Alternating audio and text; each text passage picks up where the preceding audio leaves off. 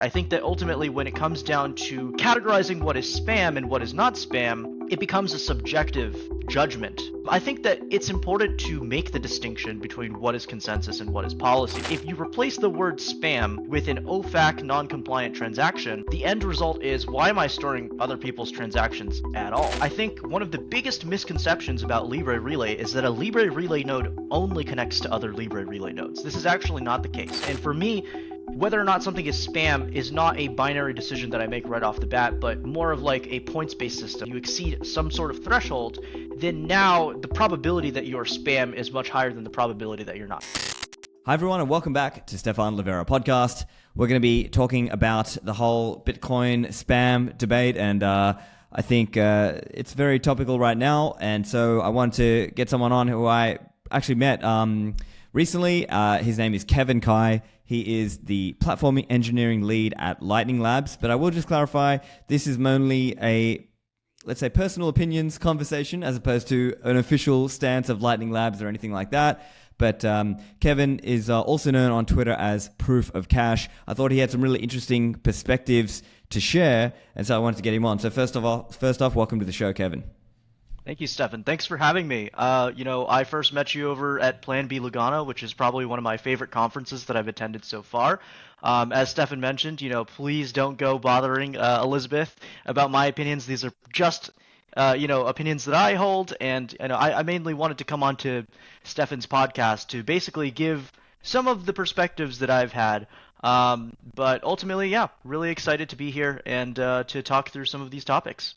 Great. And so, look, in this whole Bitcoin spam debate, there are different camps, right? And to some extent, there are kind of partial alliances between some of these camps, right? So as an example, there's the Knots camp, right? They're kind of pro-filter. They want to filter out the content spam.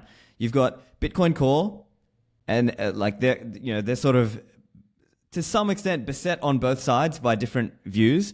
There's Libre Relay, right, which I think arguably you're kind of in the Libre. Obviously, Peter Todd is in the Libre Relay camp, and you're kind of. I'm going to put you in that camp. And then let's say there's the Ordinals camp, right? That's like the Casey or Retardinals, as I like to say, the Casey Radamas of the world, the Taproot Wizards people, other people in the Retardinals ecosystem, and these are kind of different camps. And they don't necessarily all agree on everything, and obviously even inside of these camps there are different views. But let's just start there. So let's put it that way. So would you consider yourself part of the Libre Relay camp? So that's a great question. Recently I was watching a interview that had Giacomo and Jimmy Song, and one of the questions that was asked to them was, what implementations do you run? I realized that actually me and Giacomo are very similar in that regard. I run Libre Relay, I run Core, and I even run a Knots node. I'll get into that a little bit later. But I would say that if I had to get put onto like a political compass, an alignment of some kind, I would probably align myself most closely with what Libre Relay's ethos is. And the reason I have that sort of alignment is because to me, the most impressive part about Bitcoin was that not only do we attain this, Byzantine fault tolerance, we also managed to create an unstoppable form of currency that governments, which were arguably, the groups of people that held the most amount of power among all of us, would not be able to stop, either through sanctions, either through just trying to control the protocol and change it. We've seen Bitcoin fend off these attacks time and time off again. And I think that Libre Relay just makes sense in that it tries to align consensus with policy in a way where miners have the incentives aligned, as well as users who are just trying to make consensus valid transactions, right? I think that ultimately when it comes down to categorizing what is spam and what is not spam, it becomes a subjective judgment that we're placing on top of a transaction. Perhaps I would want to launch an on-chain service that's not too dissimilar from SatsDice. I want people to try out Bitcoin, and they don't necessarily have to buy an entire Bitcoin to try out my service, but they can learn about how on-chain transactions work, maybe even make a few sats in the process. It's an exciting little gambling application that I've put together. To somebody else, their subjective view of that may be these transactions don't need to happen at all, right? My sort of attempt to onboard more people onto Bitcoin by giving them a fun little application to play around with is viewed as wasteful of a common public resource. So for that reason, I think that it's important to make the distinction between what is consensus and what is policy. Policy is a guideline. It's a nudge that we use to try and push users to behave a certain way. Consensus is all or nothing, right? You either follow consensus, you're either contingent on doing things in a consensus valid way, or your consensus invalid, and the network will reject your transaction no matter what it is. And so, bringing all of these factors together, I think it's really easy for people who are making these subjective sort of judgments on transactions to say, well, you're making transactions that I view as unnecessary, as spam, so you're a bad actor. You're only here to stir the pot, you're only here to waste my node's resources, and none of these transactions needed to happen. But I think what they fail to take into account is if you replace the word spam with an OFAC non-compliant transaction, you could very well make the same sort of compliance-based argument, right? Why am I going out of my way to store your OFAC non-compliant sanctions violating transaction? And then if you continue down this logical path, the end result is, why am I storing other people's transactions at all? Why not just store my own transactions and prune away and use zero knowledge proofs in order to be able to ascertain that the chain state is correct without actually storing those transactions? And I think this really misses the point of Bitcoin. The entire point of Bitcoin is that by joining together all of our resources across this decentralized network, we can create a level of redundancy and reliability that no other system on Earth begins to approximate, right? As soon as we start carving away pieces of that in order to benefit ourselves, we make the entire system weaker. And this is one of the reasons why Bitcoin is one of the few systems out there that is anti-fragile, where even though you try to attack it, it resists it. And the more it's adopted, the better it resists those attacks.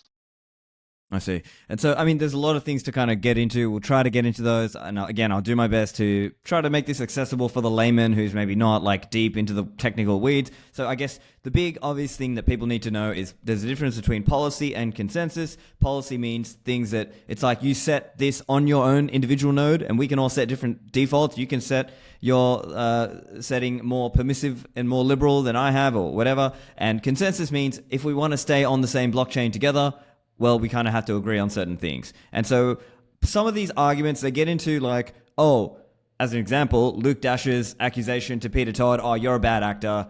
Are you a bad actor spamming the chain? And as I read from what you're saying, it's sort of like you believe in the censorship resistance point, or like a component of Bitcoin. And I would, am I right to say then that you see it like LibreRelay is a manifestation of that censorship resistant idea? Exactly. That's precisely correct. So I've always made this argument, when talking with my friends who I may politically disagree with. I don't agree with a word of what you just said, right? But I will defend your right to be able to say those words any day of the week, even though I think you're completely wrong. It's the same exact case. I personally don't think that inscriptions, ordinals are particularly interesting. I think they're kind of a waste of time and money. But I'm also not going to go out of my way and try to unilaterally decide that I want to stop this activity dead on chain. I think it's perfectly fine if you want to run knots, if you want to run more restrictive filters. I just don't think that it's constructive to portray it in such a way that, okay, well, if I run this filter, I'm meaningfully contributing to the reduction of this type of transaction. I think that is where we start veering off course a little bit, going from I'm expressing my node's preferences, I'm expressing what I want to relay, what I want to participate in, and conflating that with I am meaningfully shaping the behavior of transactions on the network. I think that is a fairly thin line, and many people cross that because they're thinking about it in terms of a system in which 99% of the network has adopted a particular filter, right? They're thinking it in terms of like, let's say an oversimplification. There's only 100 nodes of Bitcoin nodes running on the network, and if 99 of them are running filters, then how are you going to get a transaction that's going to be refused by every single node on that network? How is a miner going to hear that transaction? Now, of course, you've got your standard explanations. Okay, look at Mara's slipstream. You can directly submit a transaction to a miner. In the past, people have even emailed a hexadecimal representation string of a transaction to a miner, and then the miner just included it as part of their block template. I would say let's set those aside just for a moment to think about even beyond direct miner submission, what sort of network effects can arise, what sort of small differences in policy can amalgamate into a effective tolerant minority of nodes, right? And how basically you don't have to actually bypass the public relay network. You just have to convince enough people that you can create a path from point A to point B. Not dissimilar to Lightning, right? One of the biggest things that people get confused by with Lightning is, well, there's only so many channels. How am I going to pay an arbitrary receiver? Well, that's the beauty of Lightning, right? You can take a path and make these hops, and you've only got to find that singular path from you as a source to your destination, and then your payment's made. You don't have to have a direct connection between you as the sender and the receiver. The same is true for relay, right? A lot of people make this oversimplification. They use things like epidemic theory. They use things like percolation theory, which are mostly meant for like graphs that have random edge weights. And they try to apply it to Bitcoin, which is a network that has highly redundant connections. So if we're talking in the classic Alice, Bob, Carol example, where Carol is a miner and Alice to Bob to Carol is one particular possible route, yes, if Alice cannot send to Bob and can rely on Bob to pass that transaction to Carol, that specific path will not be usable. However, because that's not the singular path that connects Alice to Carol, it ultimately doesn't matter. So long as Bob can find a path somewhere along that public relay network as it exists in that graph to traverse it and get to Carol, then Carol can mine that transaction without a problem. Okay, and so this kind of gets into some of the, let's say, criticism, or let's say an argument that I believe I've seen Luke Dasher make this argument where he tries to say, well, LibreRelay is just a direct-to-miner network. What's your stance on that? Is it just a network to get transactions from the spammers to the miners? I can see why Luke would say that. Personally, I think one of the biggest misconceptions about LibreRelay is that a LibreRelay node only connects to other LibreRelay nodes. This is actually not the case. And, I like to check my peers every morning when I wake up. It's just part of my morning coffee routine. And very commonly in my LibreRelay peers list are Core V29, Core V30. I've even had a garbage man node that's tried to connect to my LibreRelay node, which I promptly banned. But the beauty of LibreRelay is that it is a small set of patches, right? Whenever I run a piece of software, I try to do my best, attempt at looking at what changes were actually made, trying to understand them before deploying them, right? I don't really want to just be deploying this black box that I don't understand how it works. And the beautiful thing about LibreRelay is how little it changes, right? You're setting this user agent, so you're identifying yourself as a LibreRelay node, and then you're looking around on the DNS seed for LibreRelay nodes, which you will have a higher weight of preference to connect to, but by no means do you ignore other nodes on the network, right? I still connect to core nodes. I still connect to NOTS nodes even. Those nodes may not facilitate the relay of my transaction, but I still connect to them as part of the peer-to-peer network. And so for that reason, I don't believe that Luke's assertion that LibreRelay is, through its preferential peering system, ignoring or bypassing the public relay network. I think it's just a subset of the relay network. It's no different from NOTS in the sense that you are advertising you're running a particular version of, or a particular implementation, and if you want to preferentially connect through your NOTS node to only other NOTS nodes, you can write a 10-line bash script to do that. If you don't know how to write scripts, you can go ask Google Gemini or ChatGPT to do it for you, right? And one of the things I find so perplexing about this is that a lot of people in the Bitcoin space are libertarians, and one of the most common, basic forms of ideology in libertarianism is the freedom of association, right? That your individual liberty should entitle you the ability to freely choose who you will associate with, who you will not associate with. When I apply that same lens of ideology to Bitcoin nodes, I don't see the difference, right? What is the line at which I'm crossing where choosing who I should be able to connect my node to is somehow a violation of the protocol, right? I think that would be a much more valid argument if Bitcoin, as part of its spec, as part of the code base that exists today, did some sort of randomization of what nodes it connected to and tried to maybe keep like a balance of the amount of implementations within your peer list. Like, for example, in this hypothetical scenario, maybe it would try to equally divide up connections to Core, to NOTS, to LibreRelay. If that was the case, then yes, I would absolutely 100% be on the same page with Luke here and say that yes, you're circumventing the very intent of the peering protocol, because in this hypothetical scenario, the peering protocol wants to balance which implementations you're connected to. That it doesn't do that tells me that this is left intentionally open, right? You should be allowed to choose basically the conditions of how you select and vet the nodes that you're connecting to. And for me personally, I don't have any interest in connecting to nodes that I know are not going to carry a subset of my transactions throughout the network. They are, in my opinion, defective. They don't achieve what a node is supposed to do, which is remain neutral and carry any consensus valid transaction throughout the network. Now, where I do draw the line are scripts that take a very long time to validate. For example, this actually goes back to the history of why isStandard was even introduced into Bitcoin.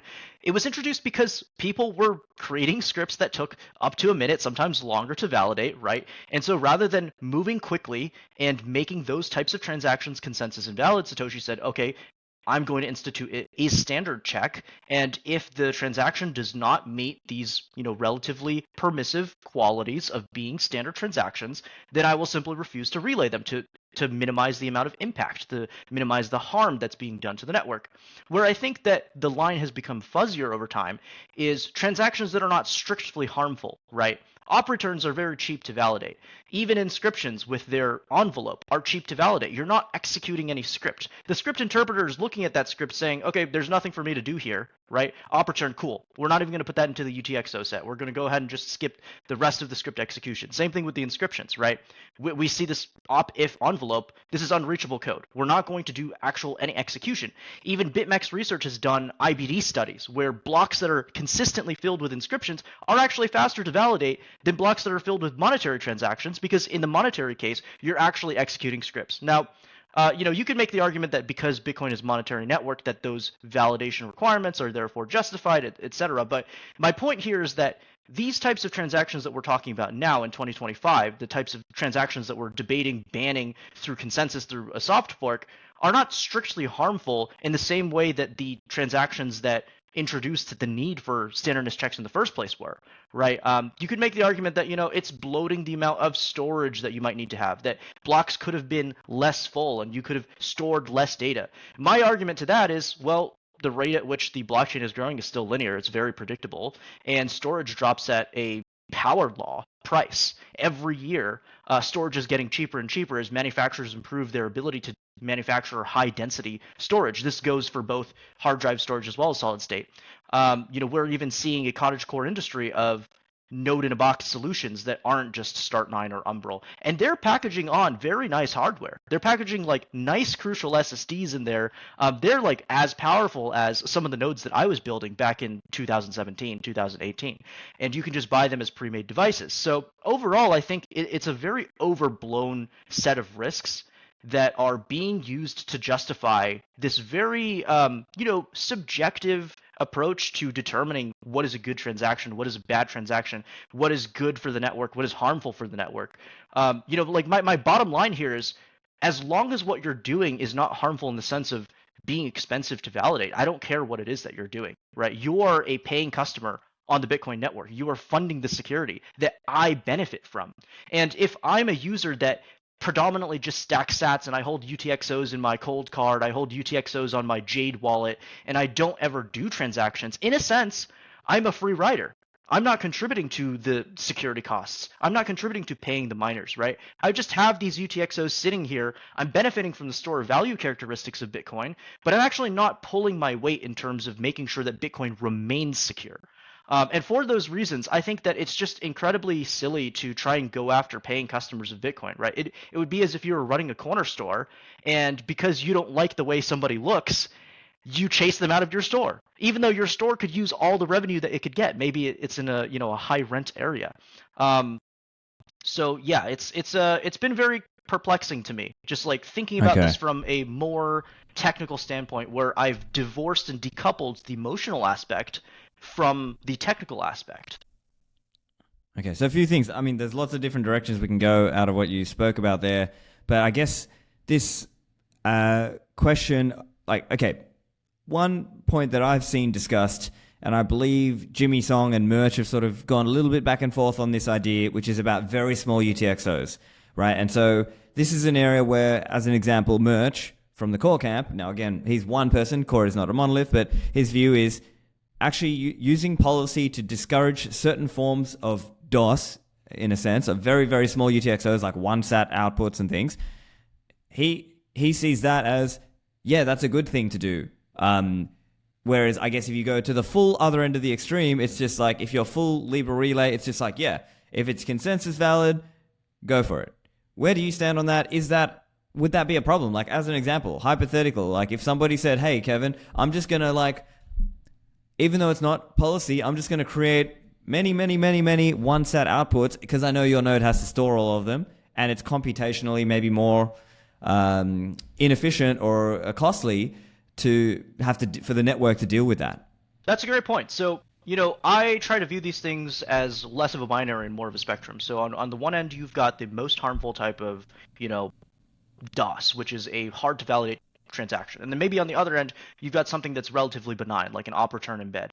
I think that when it comes to dust limits, we're looking at something that's closer to the harmful side, but not necessarily enough that it would make me worry about it, right? I think that it's definitely good to set a semblance of a dust limit that makes sense and that you're not creating an output that costs more than to actually spend it and doesn't hold as much value to justify its existence. But on the other end, I think there's a lot of misinformation out there regarding the UTXO set that drives a lot of this panic, right?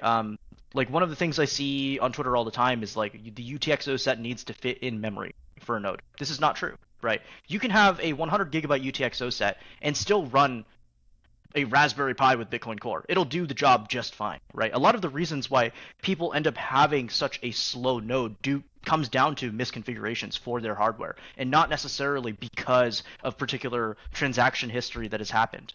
That being said, I think if you put a gun to my head and you said, Kevin, you need to choose between making the current dust limit enshrined in consensus or making it just, no policy at all, and it's just a free-for-all, and everyone is making one-sat UTXOs, I'd say I would lean a little bit closer to making it a consensus rule. But again, it's not something that jumps out to me as necessarily urgent, right? I think I would look at this from a more reactive perspective rather than a proactive perspective. I would like to see some evidence that people are actively abusing this and then move to enshrine this in consensus and change it. Until then, I don't really think there's much point in changing consensus in order to try and prevent a certain kind of bad behavior. The example I always use is when we look at the Bitcoin Core repository, there are files that haven't been touched in years and years and years. Almost all of those files are consensus, right? You would have thought, somebody at some point would have at least jumped in and made a linting change, fixed up some of the formatting there, maybe refactored a function or two, made it a little bit cleaner, maybe not even, delving into the aspects of performance. However, consensus changes are so incredibly fraught with peril that we don't even lint them. We don't even try to fix the formatting of the file and have all of the code behave exactly the same because there's just no point in going to the consensus level unless there's an urgent reason to change consensus.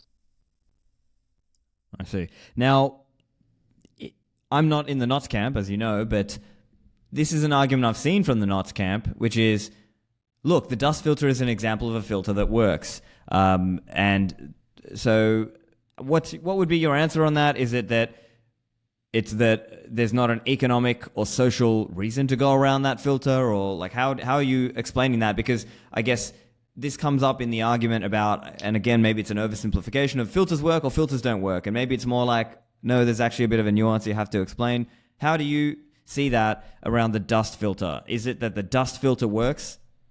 Yeah, so I think that the easiest way to relate this to a lot of people is not looking at the dust filter because not much has changed there, right? And like you said, there's not a lot of people who are trying to get around the dust limit. They're not trying to, we don't see meta protocols being built with one-set outputs, right? They're going with dust outputs. And I think what ends up happening here is a lot of people conflate an equilibrium with the sort of actual barriers that exist. What do I mean by that, right? Let's look at something that is pretty orthogonal, to the dust limit, which would be subsat fees, right? So subsat fees were obviously not being carried and relayed by a majority of the nodes in the network for a very long time. 1 sat per vbyte was the minimum, right? So how did that shape the development of wallets? A lot of wallets chose an integer, so 1 would be the lowest value that could put in, including Sparrow Wallet, right? But then we saw a small group of people starting to put subsat fee rate transactions on chain. And that actually caused more and more people to consider, okay, wait a second. This is now possible. Miners are willing to mine this. This could be something interesting. And as they continued pulling on that thread, they realized that what we're observing, and this is a graph that a lot of people in the Knots camp will post a lot, is, subsat summer actually proves that filters work. Look at this huge spike at 1 sat per vbyte. But I think what this really ignores is that all that screenshot, all that graph shows you is that there is a cluster at 1 sat per vbyte, right?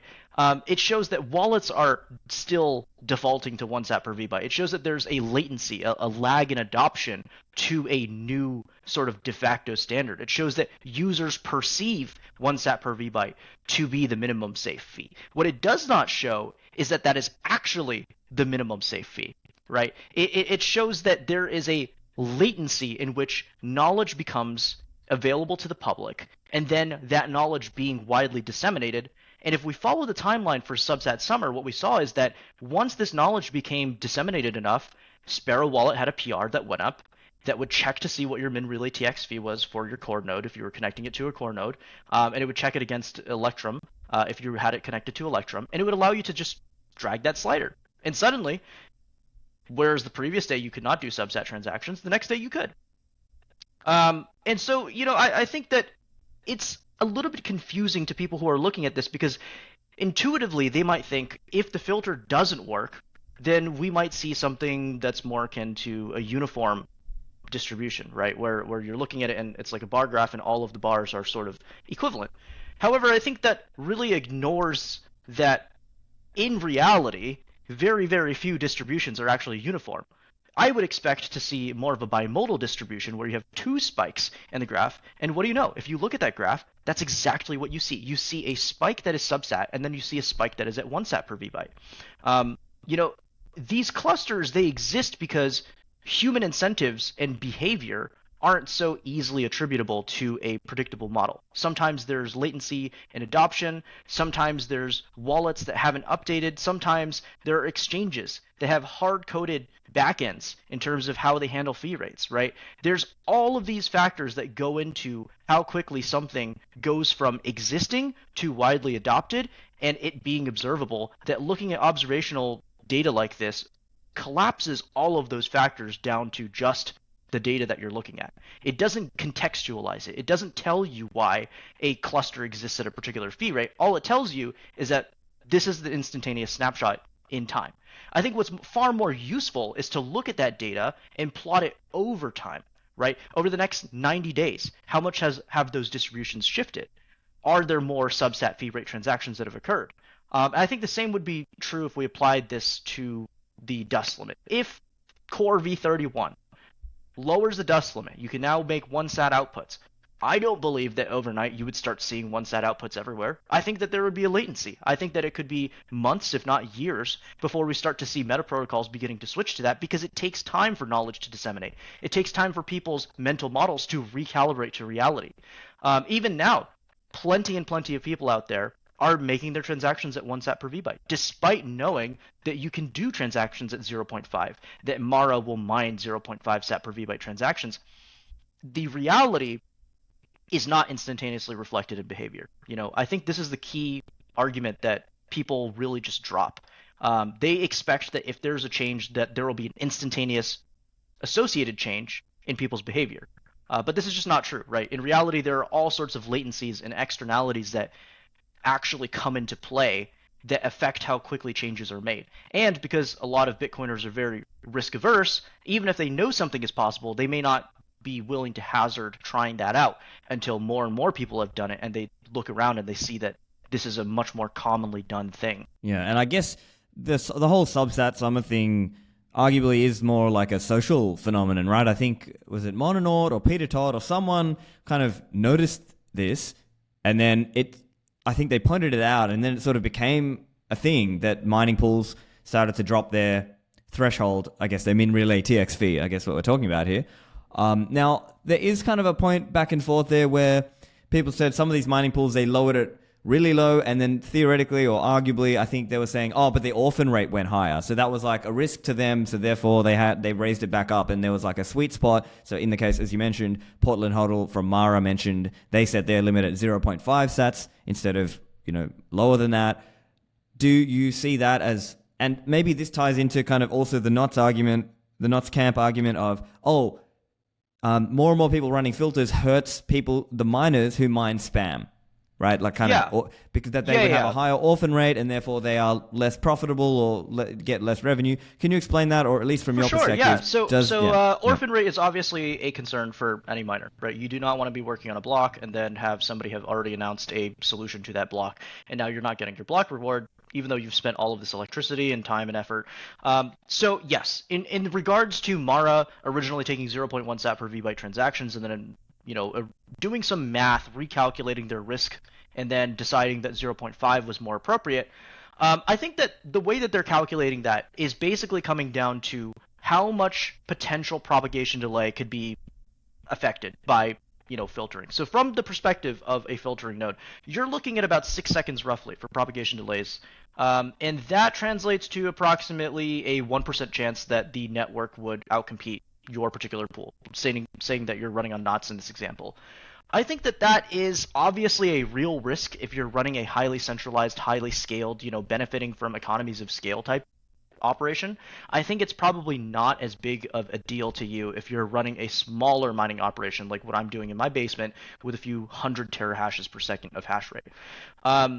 And this actually ties in really well to the fiber network. So the fiber network was something that was launched by Matt Corallo a long time ago, and it basically used the same logic as compact block reconstruction, where you're relying on miners having the transactions that are going to go into a block being in their mempool already, and then the actual process of reconstructing the block is you pull all of those transactions from your mempool into the block, and then you also grab any transactions that were not part of that block. That small slice of time, I think, is what you're referring to in regards to the orphaning risk that's introduced. And this is something that scales with the number of transactions that you do not have in your mempool. I think this is actually fixed by having better relay policy across the network, right? Which is one of the reasons why Core v30 changed this. If you look at the guy who runs Fork Monitor, he had updated from v29 to v30, and he saw his compact block reconstruction rates significantly improving.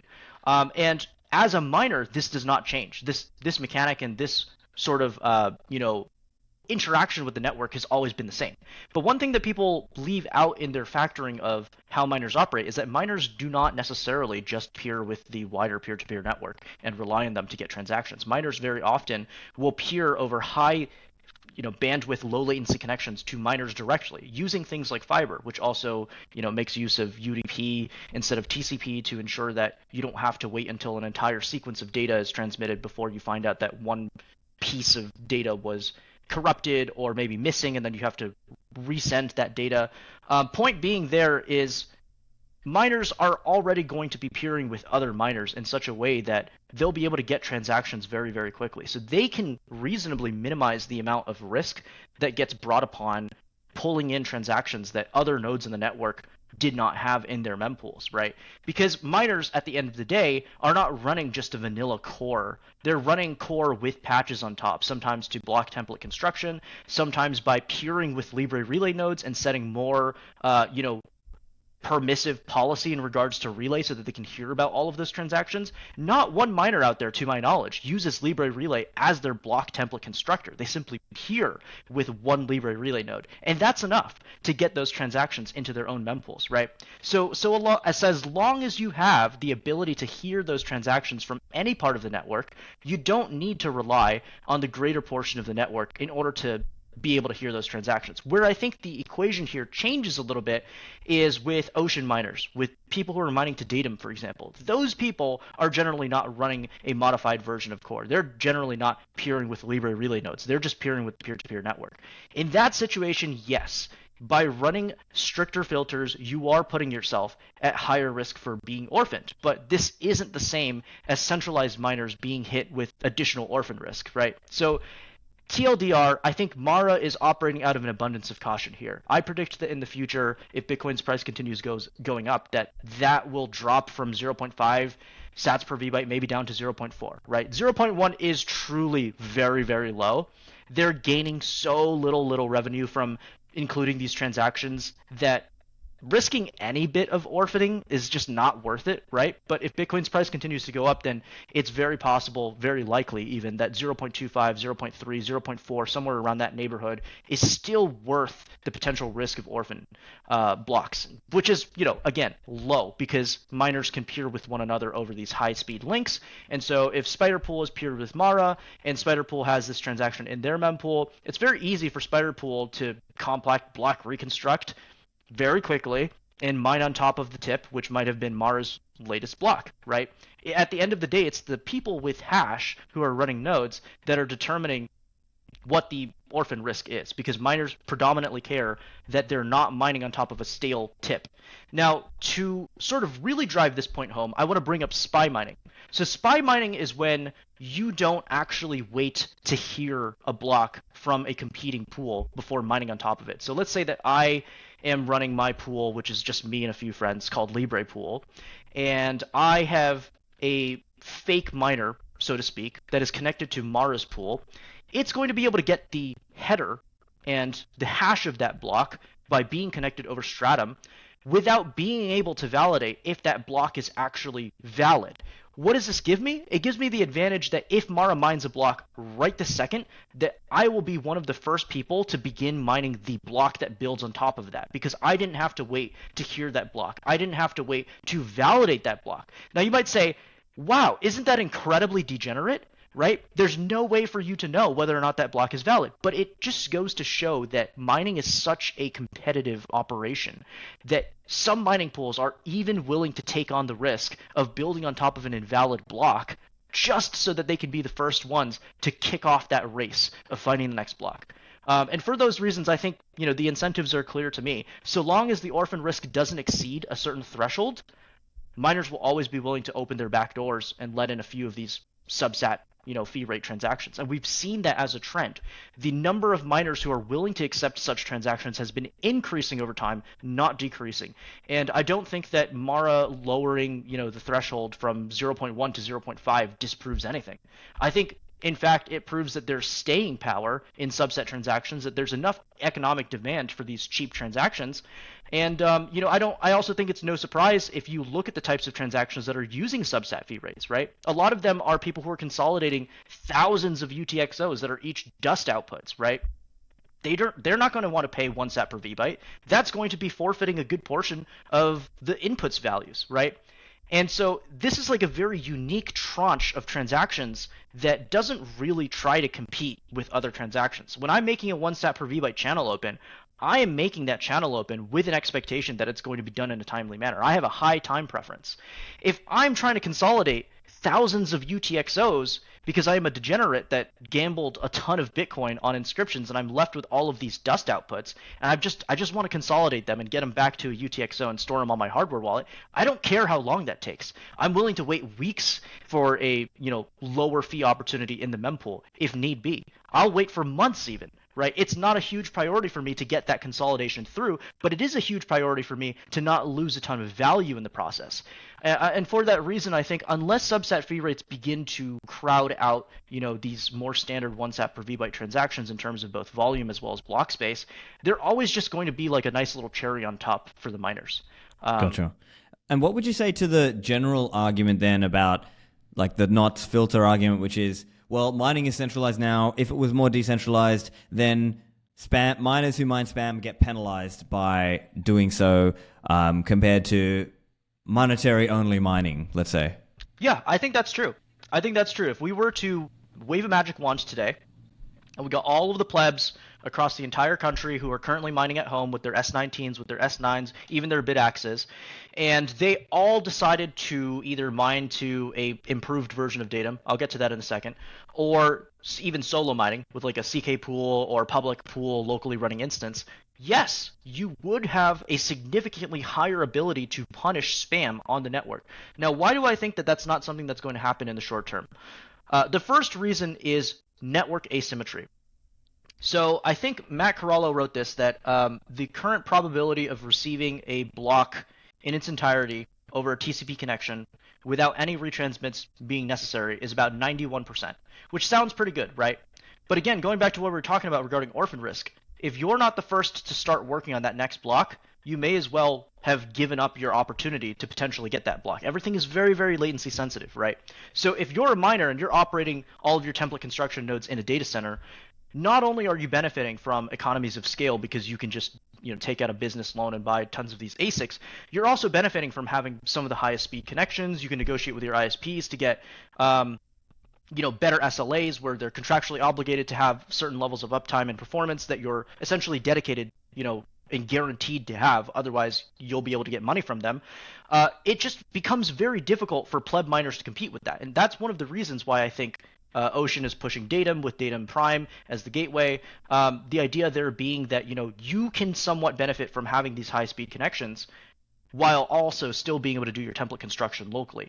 The problem that I take with Datum is that and I've watched this video by one of their engineers where they talk about eventually in the future what they want to do is have a subset of miners validate the work of other miners. I think that would be like the platonic ideal of Datum. I would be screaming from the rooftops, everybody needs to switch to Ocean right now, if that were the case.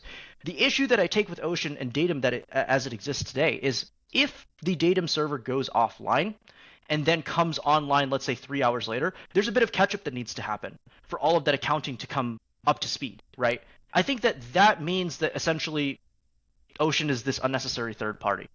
And until we can get to a point where the Datum server can go down and operations are not affected whatsoever, that it's somewhere in between centralized and decentralized. Probably closer to decentralized, but not fully decentralized. And the other issue I take there is that, obviously a lot of people, they want to reduce their variance, right? They don't want to solo mine with CK Pool solo. They don't want to solo mine with public pool with their Bitcoin Core or Bitcoin Knots doing template construction because they might be mining and, chugging away at this for years and years with no revenue whatsoever. But to me, I think that that's just what comes with the territory, right? If you can't handle the heat, get out of the kitchen. If you can't handle paying for power bills for potentially 10 years on end without finding a block, well, that's just how the cookie crumbles, right? Every single pool out there that operates under this assumption. It's only the introduction of, the drug of FPPS where you're paying by share that has made people so averse to high variance, where they want to just get a small amount of payouts constantly, even though if the pool has higher than average or expected luck, they don't get a share of the increased earnings, right? This is how F2 pool operates, for example.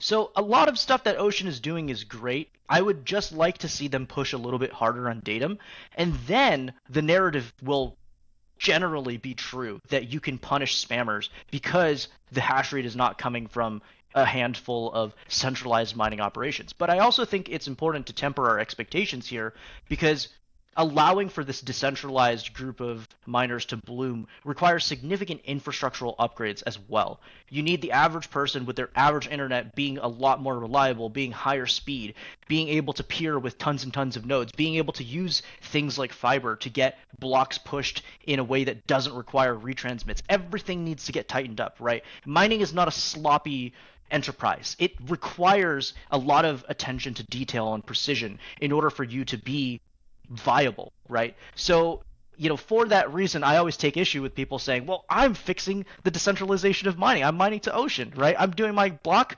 template construction locally. Yes, that's definitely one part of the equation. But so long as you're dependent on Ocean to do the accounting correctly, for you to be paid out correctly, that's always going to be a point of failure. And until we can refactor that out, and, to Ocean's credit, they have talked about doing this. Until we've reached that point, I think there's still a lot of work that needs to be done before we can truly decentralize hash power. I see. Okay.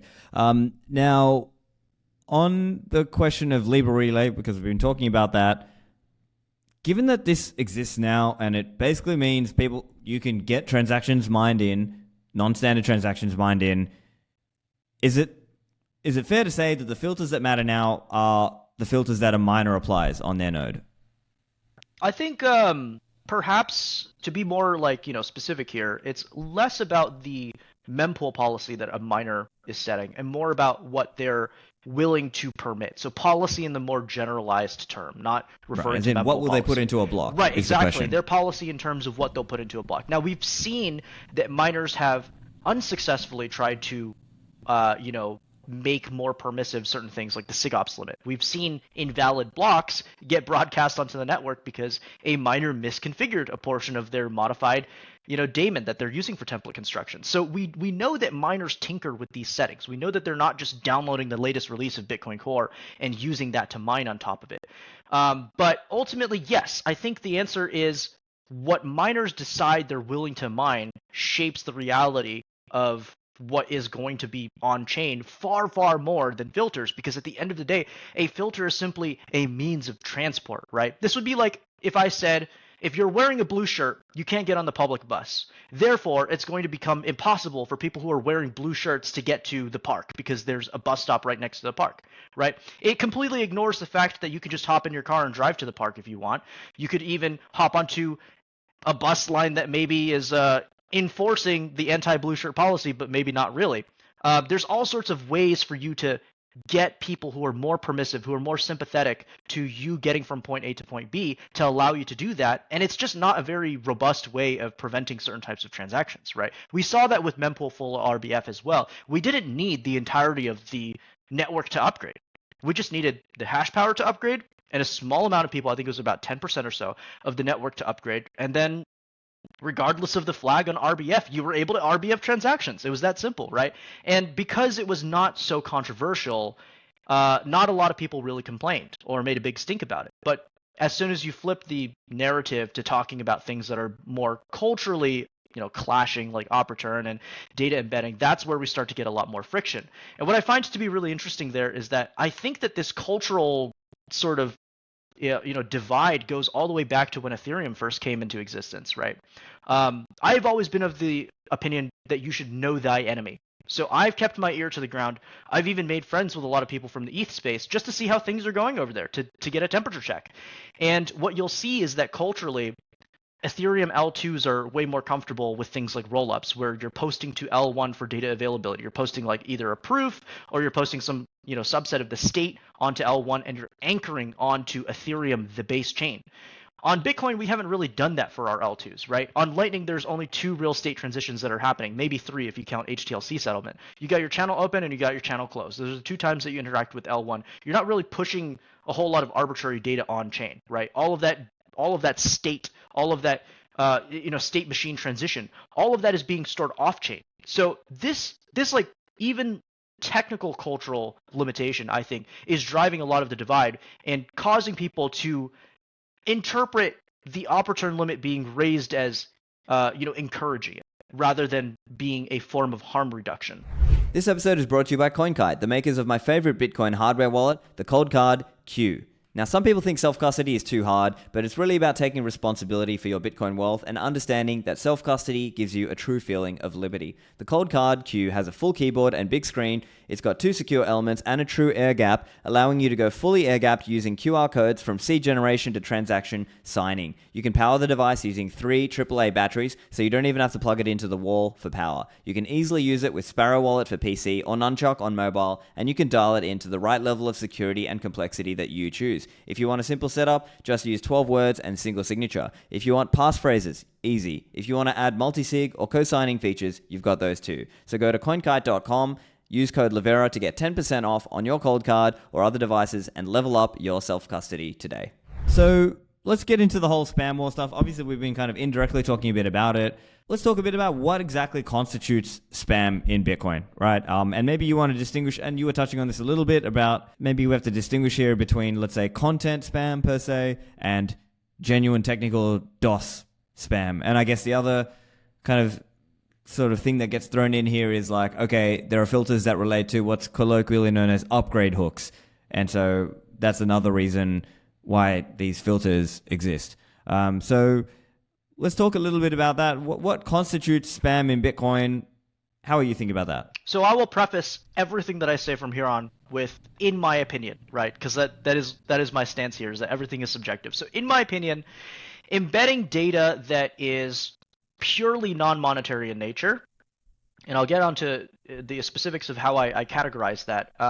It's a bit fuzzy when you get into certain edge cases, right? But I think if the intent of the transaction is purely non-monetary in nature, that is a fairly good way of adding a point. And for me, whether or not something is spam is not a binary decision that I make right off the bat, but more of like a points-based system where if you have a certain amount of points and you exceed some sort of threshold, then now the probability that you're spam is much higher than the probability that you're not. So let's say that this arbitrary threshold is 10 points, right?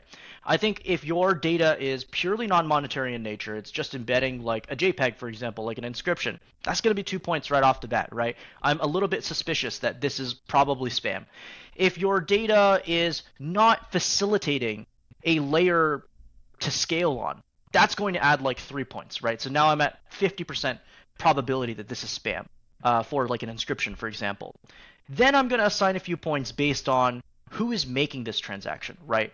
Did this transaction come from a Bitcoiner who's maybe just testing out a new platform that exists? Did it come from someone who's in the ETH space, who's trying to reproduce something that exists in the ETH space, right?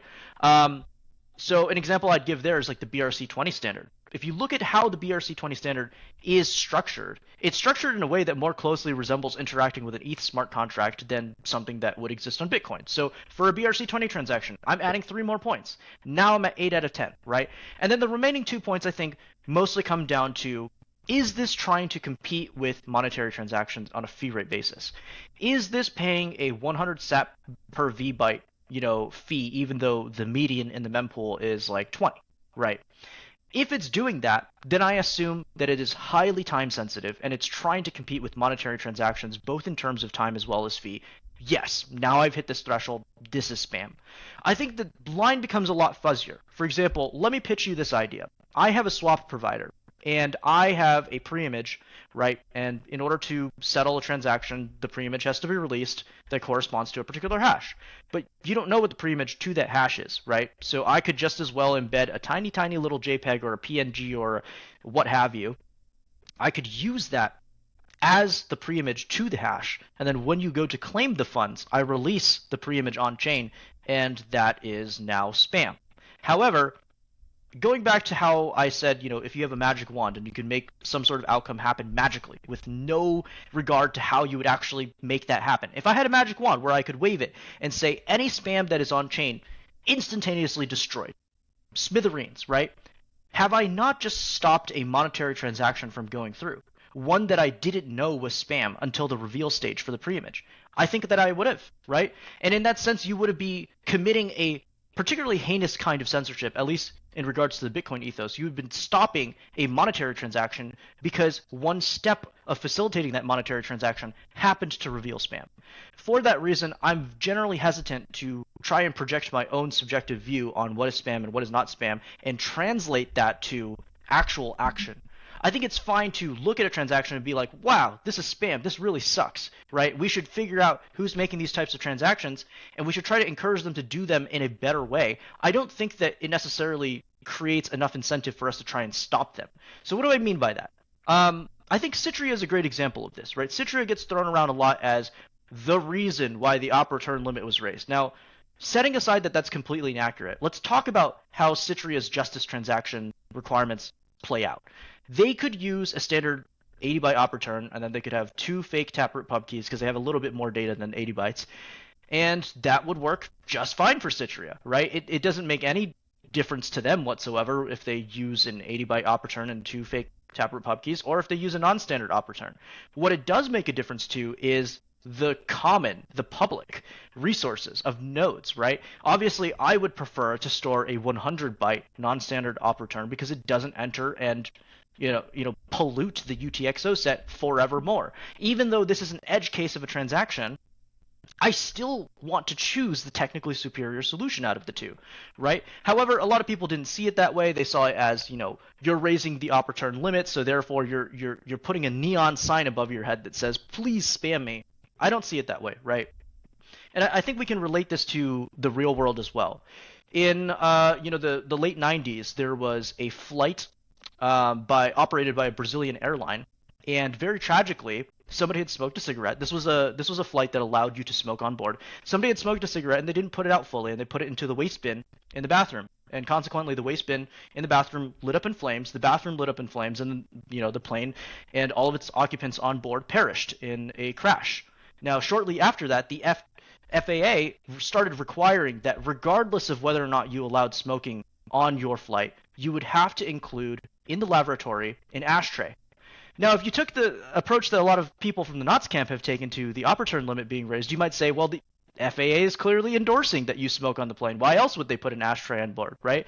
But I think if you look and zoom out and look at the bigger picture, you would see that what the FAA was simply doing was taking into account human behavior. That even if something is not allowed, it's very possible that somebody will try to skirt the rules, and if they do, if you don't provide them a less harmful alternative, they may either unintentionally or intentionally end up doing the worst possible thing that they could do in that scenario, which is trying to hide the lit cigarette that they smoked in the laboratory by stuffing it into the waste bin. And maybe we get a repeat of the incident that happened. So I think, a lot of this comes down to, what your sort of ideology is. Are you teleological? Do you believe that an object exists because of its purpose? Or are you an instrumentalist? Do you believe that we have found a purpose and ascribed it to the object? Take this fork, for instance.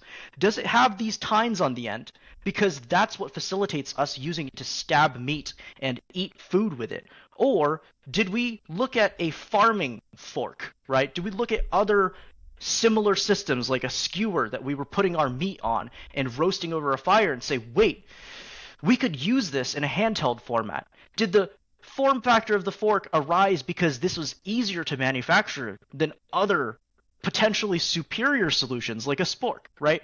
I find myself in the instrumentalist camp. I think that we create objects because of a smorgasbord of reasons, because a bunch of incentives that are pushing us and pulling us one way or another. And then once we have something that is useful, we ascribe a purpose to it after the fact. I think Bitcoin is the same, right?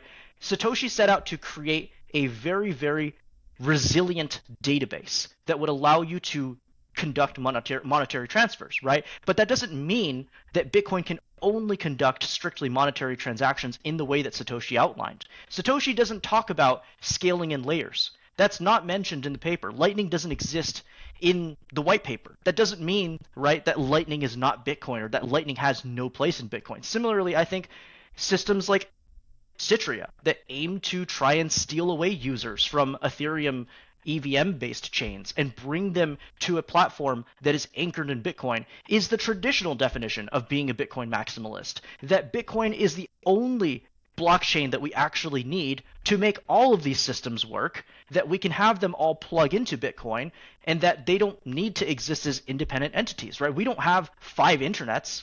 We have one internet, and we have all of these systems that plug into the internet and use it as the communication layer that brings and connects everything together. Open timestamps is not a monetary protocol, but it's intensely useful for Bitcoin projects, specifically because you don't want to have a piece of software that is released on a particular date and then somebody went and tampered with it, right? So being able to timestamp that a particular piece of software was released and signed at a point in time is very useful to Bitcoin, and I would argue that despite being non-monetary in nature, it only earns itself a few points on my is it spam scale, and therefore it's not spam. I think, whenever somebody is selling you their, criteria as being a simple yes or no answer based on 3 seconds of thought, you should be immediately suspicious that their bias has clouded their judgment and their ability to objectively look at something and say, is this detrimental to Bitcoin? Does it compete and try to crowd out monetary transactions? Is it being made by somebody who has no skin in the game, who doesn't, benefit from Bitcoin becoming better, and also similarly isn't hurt by Bitcoin becoming worse? I think all of those factors need to be fused together into a holistic viewpoint that then informs you on whether or not this is spam. And I don't think that that's something you could do on an automated basis, right? If Knots has a filter in place for checking if nlock time is equal to 21, that's not checking the context or the intent of a transaction that says nlock time 21. It's just looking at the contents of the transaction in terms of that specific field, right? And it's just a gross oversimplification of whether or not a transaction is good or bad for Bitcoin. Because at the end of the day, if a transaction is paying fees, I view it as starting out from a place of good, innocent until proven guilty. Okay, so as I read you then, BRC20 is spam, but JPEG inscriptions on their own are not spam in your view. What about stamps? Is stamps spam? Stamps is absolutely spam. I think stamps actually would not exist without inscriptions having paved the road for them. If you look at Mike in Space, he routinely talks about how, he has this very confrontational view of inscriptions being prunable data, and he says, prune this, like you can't get rid of me, like I'm here to stay. It's like almost a very rebellious way of going about data embedding. So for that reason, I think the intent there is very clearly we want to embed arbitrary data on Bitcoin, and we want to do it to piss you off. In a similar way to how a silly tourist might go to one of the wonders of the world and scribble their name on it, right? It's something that exists because they're trying to use this very beautiful public resource and degrade it. They're trying to do graffiti on it, right? That's a far more straightforward interpretation of what's going on, because they're not trying to hide their intent, and there's no ambiguity in terms of their intent. Whereas with inscriptions and like transferring, pictures back and forth, I could just as easily ascribe that to people being stupid and wasting their money on Bitcoin. They're trying out this new fad that they heard about. But I don't think that the amount of damage that inscriptions can do is necessarily, something that's reflected by the community. I think that a lot of the times the yardstick by which the community uses to determine if something is harmful or not is simply by comparing its similarity to what happens in the ETH space, right? Ethereum kind of like blew up the whole, chain with NFTs and like CryptoKitties and all of these other like stupid kind of, on-chain games. So when we see something like that, or something that's similar to it coming up on Bitcoin, we immediately have this like very, very visceral reaction of disgust of like, we want to reject this. We want to keep this off our chain, take that crap somewhere else, right? But I don't think that that is a very objective way of looking at it, especially when you consider how much revenue to miners came from inscriptions. I think Peter Todd was saying, like in the PR that Luke had raised to filter out inscriptions, these types of transactions might be stupid, but they correspond to a pretty large proportion of miner revenue right now. So the incentives are not in favor for miners to go along with something like this, nor is it really going to make all that much of a difference if Casey pushes an update next week that changes the envelope slightly, or maybe gets rid of the envelope entirely, right? It's always going to be this cat and mouse game, and what we know is that there's economic demand to do stupid transactions like this, so why not let this be a self-solving problem, right? If you look at a company, and this company is purely unprofitable, all they ever do is make a product that nobody wants, what happens to that company in the long term? They go bankrupt. They cease to exist. Why must we take a interventionalist standpoint and say we must come in and destroy this fledgling ecosystem when the probability that it survives in the long term is already low, right? If you look at the degens who have been trading runes, they're all hurting badly. Many of them have lost 5 figures, if not more, in terms of Bitcoin.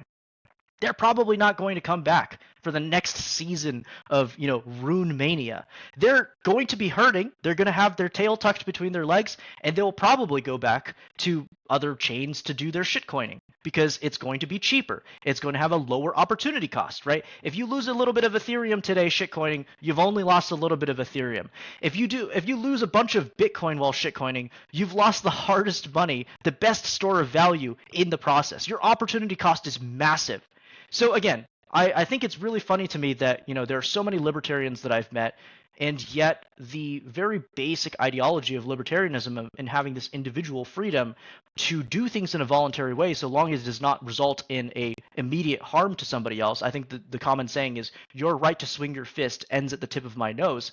Unless you can demonstrate to me that there is immediate harm that inscriptions are bringing that we must stop, and that is existential, I remain unconvinced that it's a big enough problem that we have to, spring forward and act, especially if the cure is potentially worse than the disease. I see. Now, another argument I've seen from people is, okay, all this spam on the chain is making Bitcoin worse as money, and for that reason, people should try to work really hard to stop it, and should implement filters or potentially consensus rule changes to stop these things. And I guess they might layer on another level of argument to say, well, some of these miners are short-term focused, they're not thinking about the long-term, and it's on them, in their view, as the node runners of the network, let's say, to, I don't know, some of them see that as teaching the miners what is appropriate monetary transactions. Other people might frame it more like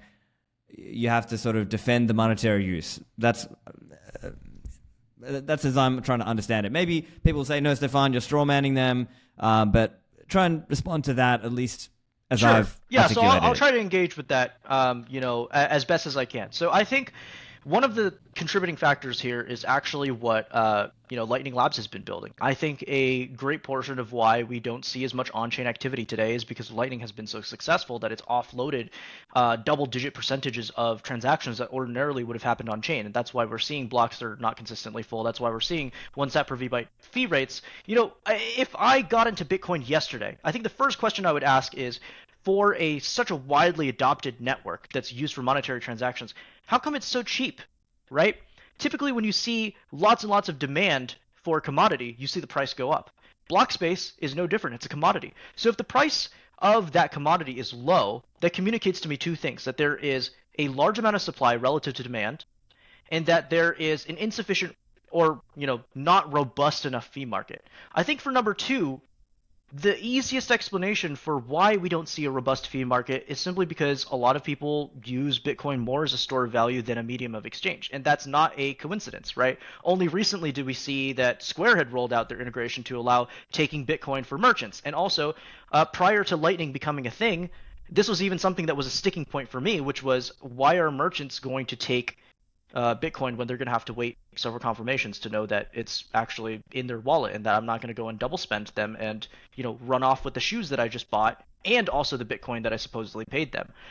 Once Lightning got introduced, it created a very different UX for merchants, and I think, just as I mentioned before, with there being a latency period, a lag before features are going from existed to adopted, that latency has created a bit of a lull on chain, where there is a lot of activity from people learning how to use Lightning, a lot of people who are spinning up their routing nodes, a lot of merchants who are also trying to figure out how to take Lightning, and therefore creating a downwards pressure for how much on-chain activity there is. And then subsequently, miners are going to be trying to look for fees in any possible way that they can. I remember one of the most prevailing, conspiracy theories out there was that Casey was paid off by mining pools in order to create a demand that was exogenous for transactions on chain, because there were so few that were happening.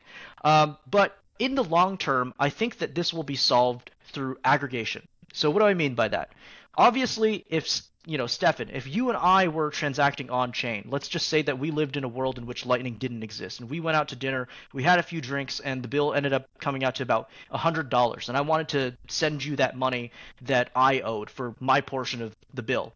I could send you those $50 worth of Bitcoin on chain, and if we multiplied that by, let's say, the transaction volume that Venmo enjoys, I would expect the on-chain fees to sit somewhere around 100 sats per VByte, maybe even higher. That could translate to a fairly expensive transaction, where it might even be more expensive for me to send you Bitcoin on chain than to do a wire transfer and pay the $30 odd dollars that my bank would be charging me. That, in my opinion, would be a failing of Bitcoin, right? However, it would also be demonstrating that the free market for block space is functioning properly and it is healthy. So what's the solution to this? If you and I can't transact on an individual basis and sort of recreate a Venmo-like peer-to-peer payment system, what is there left for us to do? I think that one particular path would be Arc, right? Where you've got these systems that build on top of Bitcoin as a layer that aggregate people's transactions, making them off-chain with a possible unilateral exit if they need to go back on-chain, but allowing them to save fees in the interim. Then it might not be so insane for me to pay one transaction, which might be expensive, to board the Arc, do a bunch of transactions, hundreds if not thousands of transactions on the Arc, and then finally, if I lost my conviction in Bitcoin, or if I needed to sell some of my Bitcoin for fiat and the exchange that I'm using doesn't take Arc or doesn't have Arc integration, then I might pay a second transaction that's expensive, and you might be seeing a similarity here with Lightning. I think all of these types of scaling systems, these types of layers, would allow there to be a robust fee market that allows for monetary transactions to still happen. We just have to take a more efficient engineering approach here. Rather than having individual users submit transactions and paying fees on an individual basis on a per event basis, we would instead have them get onboarded to a layer 2, do all of their transactions, or at least a majority of them there, saving tons of fees in the process, and then maybe paying one exit transaction worth of fees. In that sense, I think it's very easy to compete then with traditional banking, which can easily cost 3% of the volume to the merchant, right? And can also cost merchants significantly more through things like chargebacks as well. I think if we're doing transactions with merchants on systems like Arc or systems like, Lightning, then it's much more likely that monetary use cases will prevail and be protected while also having a robust fee market that naturally is like an immune system to spam, right? Because as a spammer, you're not here to try and compete with monetary transactions. You're trying to find the bottom of the barrel fee rates. You're trying to buy up the block space that is very, very cheap. You're like a ASIC miner in terms of buying electricity, right? ASIC miners don't go out of their way to operate out of jurisdictions that have very high electricity costs. No, they seek out very low electricity costs. In some cases, free electricity costs if they can get it. If they can partner up with a hydroelectric dam, if they can find a natural gas deposit and bring their own infrastructure and run their own generators and generate their own power on site, they're going to do that instead. Spammers are no different. Spammers are looking for bottom of the barrel fee rates. They're looking for block space that nobody else wants. And they're trying to time their transactions so that they can get into blocks at some point in the future, but they're not necessarily super time sensitive. I will say that BRC20 is the exception to this general heuristic. But, we're talking about two different kinds of transactors, fundamentally, right? The spammers are not looking at this as a value transfer. They're not looking at this as something that has a deadline that they want to get done by a certain point in time. They have a very, very, very, very long-term based approach in terms of, okay, I just want to get this data on chain at the cheapest possible rate because storing data permanently is always going to be a better value proposition than paying on a monthly basis to AWS for cloud storage, right? It's always going to be in my favor as somebody who wants my data to be there perpetually to pay once and, ideally pay as little as possible. So for all of those reasons, I don't think that spam is going to crowd out monetary transactions. I think it's a little bit backwards instead. I think that if there aren't enough monetary transaction demand in the market, then we see the inefficiency of the block space commodity market, which then ends up being filled by actors who are looking to purchase the cheapest possible block space. But if you get rid of the cheapest possible block space and you start sharing fees over a longer period of time, you start amortizing it, then it becomes a very small problem in the long run naturally, and you don't need to be an interventionalist for that to occur.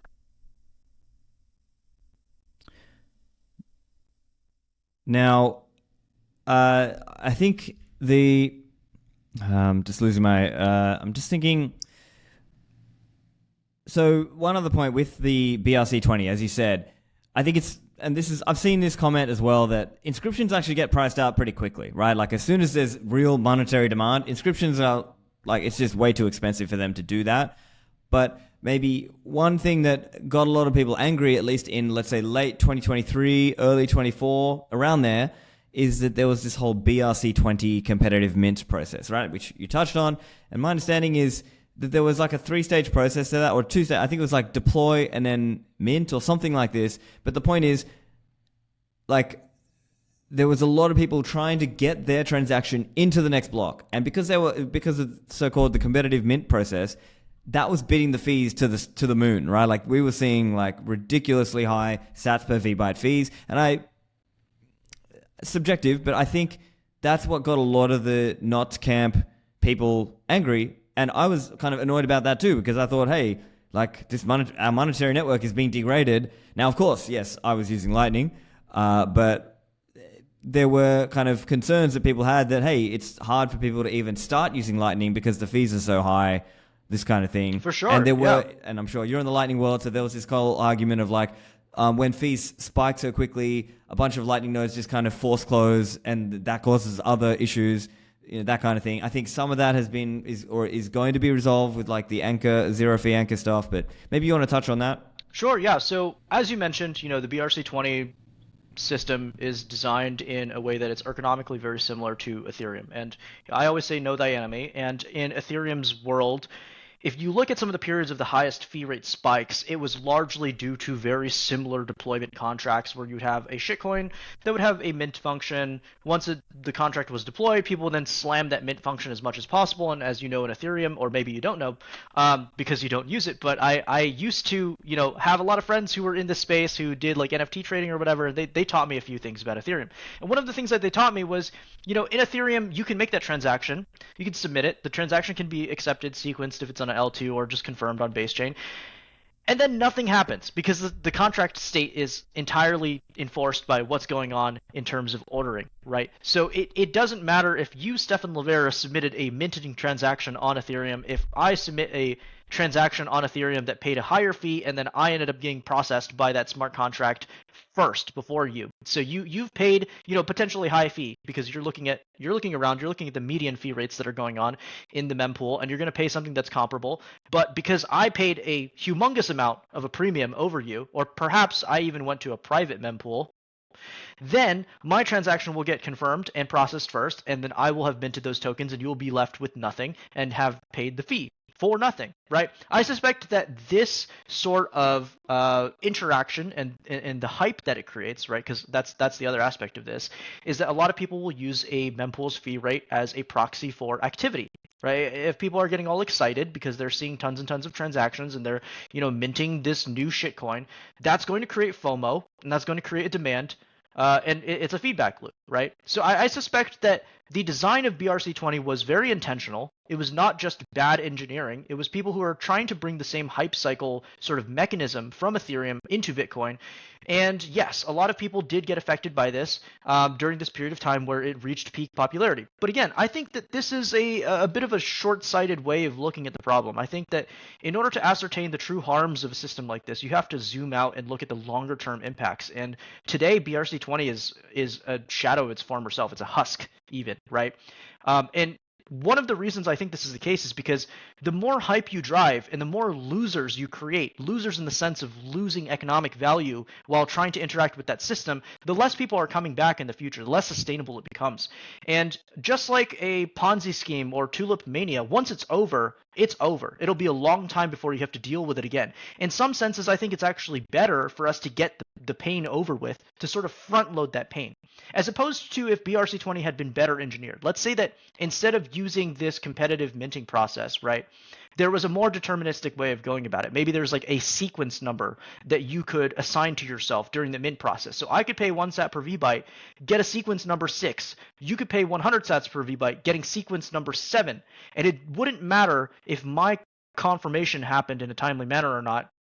Both of us could get, the shitcoins out of that contract. I think that would actually be significantly worse. It would give sustainability to the scam protocol that would allow it to persist for a much longer period of time. By contrast, with the amount of people that were burned by BRC20, I think that inherently made it less popular. It made it have less staying power. It made it more unpopular for the spammers, for the scammers. And as a result, what we see is that today what prevails is the solution for spamming that has the lowest friction, that has the lowest possibility for you being burned, which is inscriptions, right? And even inscriptions was not perfect. Inscriptions had a problem in which there was a non-standard transaction that paid to a non-existent or paid to a zero sat output, and that broke its ability to track how an inscription would move because of its FIFO processing logic. So as a result, there was a schism in the inscriptions world where ORD had to be updated by Casey to have the concept of a cursed inscription, right? So even inscriptions were thrown off course by non-standard on-chain activity, and there were some pain points that were introduced, but because inscriptions are a pain minimizing protocol, I predict that their staying power is significantly higher, that they'll be around for a lot longer compared to these scammier protocols that are trying to bring in a one-to-one ergonomic, usability from Ethereum that is trying to approximate, if not outright bring that experience straight from Ethereum to Bitcoin, which is, again, why I include that as part of my heuristics for, is this transaction spam? Who is making this transaction? Who is designing this protocol? Is it a Bitcoiner? Is it an Ethereum user? What is their goal? What do they want to accomplish, right? With me, I think I look at inscriptions and I see a bunch of idiots who love to trade cards back and forth together. I have a lot of friends who are into trading cards, right? They spend tons and tons of money buying a rare Pokemon card, trading amongst themselves. Some of them are even so into it that they have cards that are worth thousands of dollars. Do I think that that is idiotic? Yes. Am I going to go out of my way to unilaterally try and, destroy the trading card market because I'm on some sort of crusade to exert my moral, imperative view onto these people? Absolutely not, right? It is just a market. It is filled with willing participants who are doing this on a voluntary basis. And so long as they're not directly creating a harm to the commons, I don't think that there's any real reason to do anything, right? Just sit back and let the problem take care of itself. Now, we've spoken about fees. What about other costs or impacts on node runners? Things like hard disk drive or SSD cost or increased internet, like increased bandwidth, right? Because yes, people could argue, look, in 2017, we, the community, or we, the node runners, whatever you want to call it, we, the network, agreed to SegWit, which obviously allows for the possibility of a theoretical maximum block size of 4 MB, 4 megabytes, but 4 million weight units, whatever. But actually in practice, it was meant to be, it would come out to be more like 1.6, 1.7 megs, something like that. And maybe we could argue, because of inscriptions and some of this other spam, it's now more like 2.5 megs, and sometimes we get these larger blocks. And obviously there's, an increased kind of hard drive or SSD cost and increased internet bandwidth.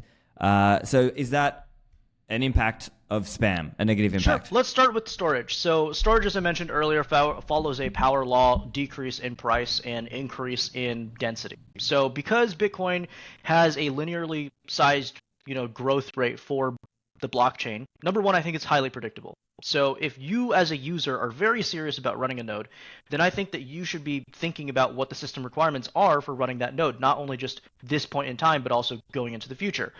That it is linear and predictable means I think it is fairly easy for you as a user to prepare for hardware upgrades that you may need to do in the future. So if you're running an Umbrel node today that has 2 terabytes of space, you can very easily calculate how much more space the blockchain is going to require over the next 10 years and plan accordingly. Now, setting aside that hardware itself is getting cheaper, that storage is very accessible to the average user, I want to bring in my own personal use case and how I run my nodes. So under my desk here, I've got 3 Minis Forum X300 mini PCs. They're by no means bleeding edge. They're not top of the line. They are definitely slower than the desktop computer that I'm using to speak with you, but they run Bitcoin Core V30, NOTs, and Libre Relay just fine, and each one of them cost $150. I run multiple nodes because I'm a developer and I like to test different configurations. I like to put them into little reg test networks and pit them against each other and do all sorts of tests, but the average user is only going to need one node. So $150 plus, maybe let's say $200 for a relatively large SSD some years in the future is going to bring you to about $350. And that's if you want to build a purpose-built system. For everybody else, you can get a Dell Optiplex for about $100. You can get a hard drive for about $100. That's going to be a $200 expenditure, and you're going to be able to run a Bitcoin node, albeit a slower one than mine, for many, many years into the future. I don't think that this is really a realistic problem. For the vast majority of users, especially if they live in a place where hardware is relatively accessible. Now, I know that there are certain countries where electronics are considerably more expensive, like Brazil, where there's a significant tariff for any imported electronics. And to that, I say, I think the solution there is that we must continue to optimize Bitcoin Core to be able to run on lower-end hardware, but we must not be behest to it. We can't let that be a sort of hard requirement in terms of we're not going to apply optimization X because it's not going to help out somebody who's running on a Core 2 Duo from like 2006, right? We have to draw the line somewhere. You see this a lot in Android app development. I'm a core developer for Blixt Wallet. We have a explicit cutoff for the oldest device that we're willing to support.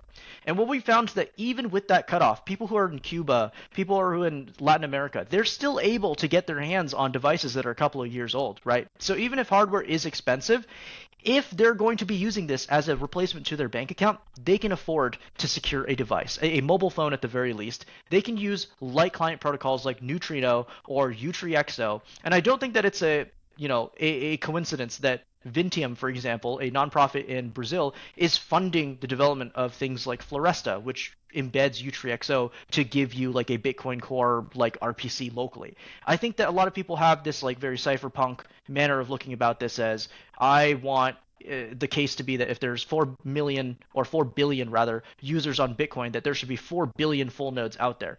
I think that this is a little idealistic and romantic, right? At a certain point, the rubber meets the road. You have to be pragmatic, and you're going to have Uncle Jim type situations where a trusted member, a pillar of the community, runs a full node on behalf of maybe 100 users, and then they plug into that through light clients or Electrum wallets, and there's a certain trade-off that's going to be made so that you can have this wide amount of usability, even if it's not the fully self-sovereign deployment of Bitcoin that people who are living in a first world country would easily be able to afford. So that's my first point, is I don't think that the hardware will necessarily be the bottleneck here. I think there's a lot of different structures that you can use that will allow communities to adopt Bitcoin in a way that doesn't require every single user be able to afford the hardware. The second point that I have is regarding connectivity. So there's this law that is about internet connections, and it is Nielsen's law, which states that a high-end user's connection will increase at about 50% per year.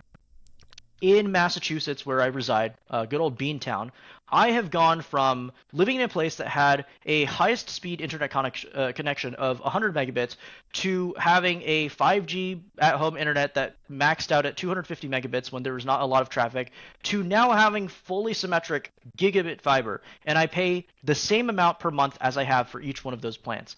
So the organic growth of network connectivity over time, I think, will also mean that running a Bitcoin node and having some extra relay requirements is not going to be a massive, burden on people. The one thing that I have seen online that has been a point of contention is that, back a few months, I don't remember exactly what the time is for this. There was like there's like a bad actor, should we call him, that wrote a nodeless tool that would fake IBD downloads specifically from NOTS nodes that were under a residential IP block. And the goal was to basically, troll people who had a data cap on their Comcast internet and try and deplete it so that they couldn't run their NOTS node anymore. Now, obviously, I don't condone this behavior, but it does point out a very interesting interaction for people who are in areas that don't have the viability of using a good ISP. My sort of response there is that I think in the future we will see a great degree of penetration for systems like Starlink and internet providers that are not able to enjoy a regional sort of monolithic monopoly, and that they will disrupt this enough that running a Bitcoin node will be fairly trivial, right? We saw with the recent rollout of Starlink direct to mobile handset that it is entirely possible to roll out connectivity networks that don't require new hardware. But even if they did, Starlink has been subsidizing their dishes for quite some time now. You can get like a mini dish for like $100, which is close to what you would pay on a monthly basis to Comcast if you're renting their router, and be able to get high-speed internet with no data caps, right? Even their cheapest plan is $5 a month for 500 kilobytes per second, continuous, no caps. You may have seen on Twitter that SuperTestNet had posted a calculator for how much more bandwidth a Core V30 node uses relative to NOTS. What you might not know is that he made that calculator after having a debate with me regarding what the worst possible case scenario was, and that worst possible case scenario came out to about $10 to $11 per year. And that was with the calculation of using an Alaska ISP where there is a monopoly and you have a data cap in place where you pay per gigabyte, right? So when you factor all of this together, the marginal cost of having more transactions on the network is really just close to nothing. And as we get additional penetration from competitors in the ISP space, as we get better connectivity in general, because cities get better connectivity, which then means that there's more budget available to connect places that didn't have connectivity before, we would see that over time that connectivity will outpace the amount of connectivity requirements that Bitcoin will grow over time, if that makes sense. Right. So in simple terms, the blockchain is growing linearly, but internet and even beyond just like the storage that. aspects, I would argue that the relay amount of data is also growing at a linear rate, right? Because at the end of the day, what is the point of relaying transactions around that will never ever be confirmed, right? There will be a convergence over time where relay policy will reflect what transactions are routinely getting mined. So for example, in a hypothetical scenario, let's say all of the other mining pools that are mining subset fee rate transactions adopt Mara's threshold of 0.5. What I would observe is that over the long term, we would all converge to have relay policy be around 0.5, because relaying transactions that pay 0.1 that are never ever going to get mined would be a waste of bandwidth, and people will react to that. And if people don't react to it, then maybe Core will react to that and tune the defaults to be more in line with reality. This just goes back to what I was saying, is a lot of classes of problems, they don't require human beings to constantly be tinkering, to constantly be there twiddling their knobs and trying to figure out like what is the optimal set of knobs for this particular situation. Sometimes it's best to sit back, get some data, inform your decision off of a captured, observation over time that gives you a better picture of what's actually going on, instead of trying to, okay, I'll build this like potentially imperfect model in my brain, and then based off of my mental model, I'm going to try to dictate some set of rules that make sense to me. I think a data-driven approach makes more sense, but that also means that you have to be a little bit more hands-off to gather that data in the first place. Yeah. Now, another big I guess, argument or point that comes up in this debate is if a lot of people run, like in their mind, they see it as if a lot of people run knots and filter the spam, it's going to not stop the spam, but it's going to significantly reduce the spam or make it more costly or make it take longer for the spam transaction to be confirmed into the blockchain. What's your stance on that? Is that true? How true is it? So let me address each one of those. The first one being cost. I think a lot of people get this idea because in the past, Peter Todd and maybe a couple of other people who wanted to demonstrate that you could bypass filters would use services like Slipstream, which obviously have a premium associated with them, where you have to pay them a fee in order to make them take the transaction out of band, right? And so a lot of people created this, linkage in their head. They're like, oh, okay, well, filters work because we were making spam have to go through an alternative means, and they have to pay this toll in order to use this toll road in order to get to miners. Unfortunately, this is not accurate, right? At that time, a lot of miners had not been peering with Libre Relay for one reason or another. Peter ended up, sending them some DMs, writing them some emails, whatnot, and these mining pools started peering with Libre Relay, which obviously doesn't have any marginal cost associated with it because it's basically just a parallel relay network that exists alongside the public one. I would even say that it's part of the public relay network because it interacts with members that are only part of the public relay network and don't, choose to peer with Libre Relay. So that's it for the cost one, right? There is no marginal cost. My op-return bot demonstrates this really obviously by setting a static 0.5 sat per vbyte fee rate. It never adjusts its fee rate paid. It doesn't pay, like what mempool space's fee recommendations are. It doesn't pay any less. It doesn't pay any more. It always pays 0.5 sats per vbyte.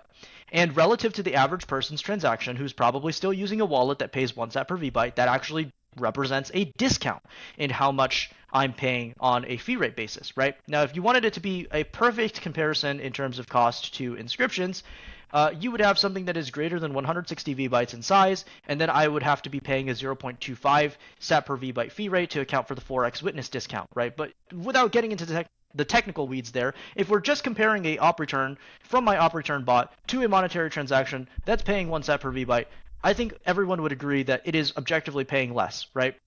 So that's a objective, empirically observable rejection of the theory that filters work to increase the cost of spam. The second one that's often talked about is the time to confirmation. And this is something that a lot of people get conflated with the amount of time that it takes for a transaction from my op return bot to be mined. They look at mempool.space and they say, oh, well, we saw this transaction 1 hour ago and it took like an additional hour to get mined, right? So it took 2 hours to get mined. That's definitely an increase in time for how long it would have taken a transaction to get mined, ignoring the fact that it's paying subsat fee rates, right? If the bot was modified to pay 1 sat per vbyte, and in fact, I may consider adding a feature where you can choose between the two of them. If you want to choose to pay 0.5 sats per vbyte or 1, if it were paying 1 sat per vbyte, given that the mempool was having a median around that, it obviously would have been confirmed sooner, right? And the second consideration for why it might take a little bit longer is that only a proportion of the miners out there are willing to mine subsat fee rate transactions in the first place. And also, that happens to be the same proportion of miners that are willing to mine non-standard transactions, right? So you could make the argument that because you would have to wait a little bit if one of those miners had recently mined a block just by the rules of probability, you might have to wait a little bit longer before you can get your transaction mined. My counter to that is, well, again, look at the trend, right? There might be only 3 mining pools that are consistently mining these types of transactions today, but what happens when the subsidy continues going down? And if TX fee rates don't reflect people being willing to pay more right away, miners are going to be more desperate for revenue. So Foundry, which doesn't mine such transactions, might be willing to let it go if you're paying 1 sat per vbyte and you have a non-standard transaction, right? Other mining pools, even ones that are facilitated through Datum, that are willing to not take these types of transactions because a majority of their revenue comes from subsidies, might have their calculus here shifted a little bit. Once that subsidy gets smaller and smaller, right? They'll take anything that they can get. They'll become more desperate. And I think that if you look at the trend and you think about the incentives that are at work, the most likely outcome is that this situation is the worst that it will ever be in regards to getting a non-standard, subsat fee paying transaction on chain. I think it will only improve from here on out. I think there will only be more miners that will join in mining these types of transactions. I think miners will become more desperate for fee revenue. And I think that talk is incredibly cheap when a majority of your revenue comes from a subsidy in the first place, right? We've seen this play out with the electric car market, right? EVs enjoyed a substantial subsidy for a very long time, and then the government got rid of that subsidy. What happened? EV prices dropped because consumer expectations aren't going to change just because a subsidy is gone, right? Consumer expectations will remain much the same. They're going to want to spend relative same amount of money to buy this vehicle. In the same way, I think people who purchase block space, their expectations are not going to instantaneously adjust over time once the subsidy decreases. They're not going to be thinking to themselves, oh, well, the miner is getting paid less from the subsidy, so I've got to increase the amount of fee rate that I'm paying. There's going to be a latency period. And during that latency period, miners will experience the greatest amount of temptation to start relaxing some of the rules of policy. And, there's a lot of talk from the Knots camp that, the way that you fight back against this is by social layer enforcement, by, shaming the mining pool and saying, I'm not going to hash this mining pool if they mine non-standard transactions, but I just don't think that this has any real impact on an industry that has quite literally millions and millions of dollars of revenue, right? Just to really drive this point home, many Bitcoin miners actually make more when they shut off their miners from the deals that they've signed with power companies than they do from mining Bitcoin, right? So unless that changes in the long run, I think that miners are basically always going to be acting according to their incentives, which is, how do I pay my electricity bill? How do I pay my employees? All of those expenses are going to be denominated in USD. They're not going to be denominated in Bitcoin, right?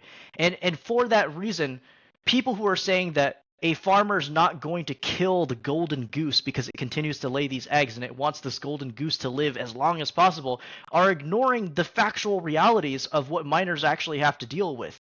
They have to keep their operation running, especially with these, razor thin profit margins, especially with how hard it is to secure financing. You try to go to any bank and use Bitcoin as collateral. And what they're going to tell you is, unless you've had that Bitcoin sitting in an exchange and has never been touched, never been withdrawn to a hardware wallet or any form of self-custody, they're not willing to touch it with a 10-foot pole and regard it as assets towards things like securing a loan, right? They're not going to count that towards your LTV. And so consequently, you're dealing with businesses that are having to provide a certain amount of liquidity just to keep their day-to-day operations running, right? If they have to forego a significant portion of their revenue to make some people on the internet happy, it's just not going to happen. Okay. And what about is there any increased cost or time of having to install LibreRelay, or not just the miners themselves, but even the broader, let's say, spam ecosystem of having to hook up with LibreRelay instead of using Core or whatever else? Absolutely not. So much in the same way that if I wanted to craft a transaction locally on my computer, which I need a node to do that, or at the very least I need a library that can craft Bitcoin transactions. Let's just say that for the sake of argument, I've already crafted this Bitcoin transaction. I've got the hex string, right?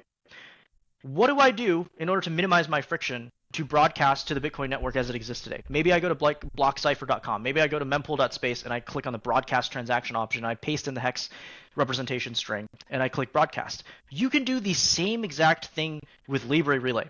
All it takes is somebody running a mempool space instance or running an API that allows you to push a transaction to them, and then they can broadcast that transaction on your behalf, right? If you continue down the chain of abstraction, you would get something like my Opportune bot, where you do not need to know what a Bitcoin node is. You do not need to know what RPC is. You don't need to know what a transaction looks like. You don't need to know what an op return is. All you need to know is how to type text into a box, click a button, and how to pay a Lightning invoice. And hypothetically, that part could even be abstracted away as well. If you have a credit card processor, for example, right? If I wanted to support fiat payments, which obviously I don't, I work in Lightning, I could just add like a Stripe integration, and then you don't even need to know what a Lightning invoice is. You don't need to know what Bitcoin is, for that matter. You just need to know that you're trying to put a message somewhere where it's going to be stored forever, and this is the amount that you're going to need to pay to make that happen. Everything else behind the scenes does not need to be within your purview. You don't need to run a Libre Relay node. You don't need to know what it is. You don't need to know what a node does. You don't need to know how transaction relay dynamics work, and you certainly don't need to know which miner is going to pick up on your transaction. Like the most ridiculous argument that I see online a lot of the times when I post an example of a non-standard transaction is, well, you had to go out of your way. You had to go find a miner. You had to go hit them up on Twitter. You had to go email them. You had to go call them up and say, hey, I've got a weird transaction for you. Can you please mine this for me? And my first reaction to that is, well, that's just not true. I created a transaction in very much the same way that I would create any Bitcoin transaction, and then I programmatically sent it to the network using an RPC, which you would be using if you were building this application and built on top of Bitcoin Core instead. And in fact, I do plan on removing Libre Relay from my stack in the next month or two. I will just point my Opportun bot at Core v30 once it's attained enough adoption where I don't have to worry about manually choosing my peers. I'm going to switch out the backend, and there will be absolutely zero marginal friction.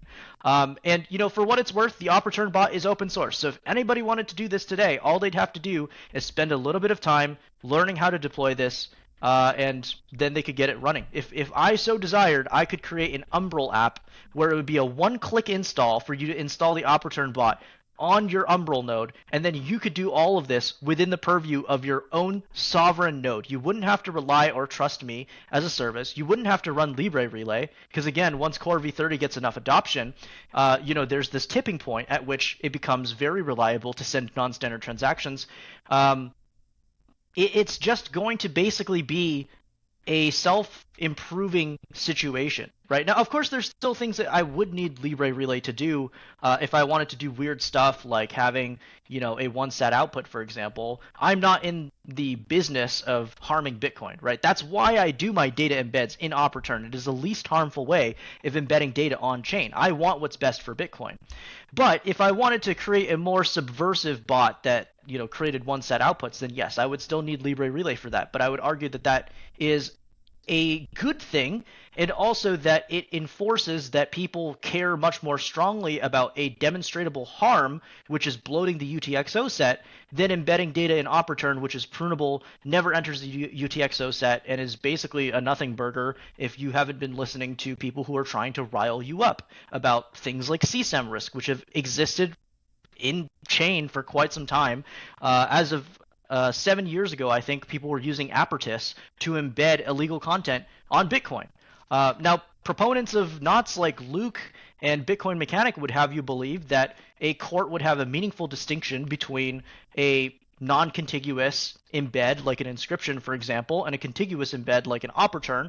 And I've tried to steelman this on several occasions. I've tried to think to myself, okay, Alice is in a trial and Bob is in a trial. They have the same exact CSAM file, except Alice embedded it using an Opportun and Bob embedded it using an inscription. And there's no scenario. I've been through every possible scenario in my head. There's no scenario in which the prosecution comes with a different outcome between these two trials, right? So I think that a lot of the argument on that there question, is just it's probably BS. worth exploring this argument that Luke seems to put out, which is sanctioned. They're saying somehow, as of V30, it's now magically sanctioned.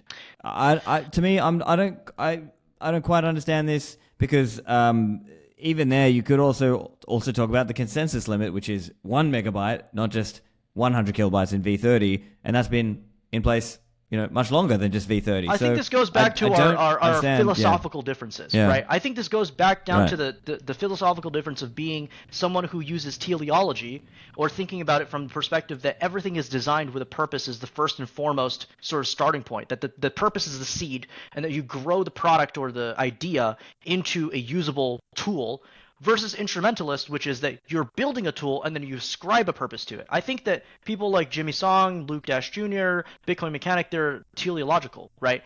They say that the sanction is because Opportun is happening in a field that is for arbitrary data.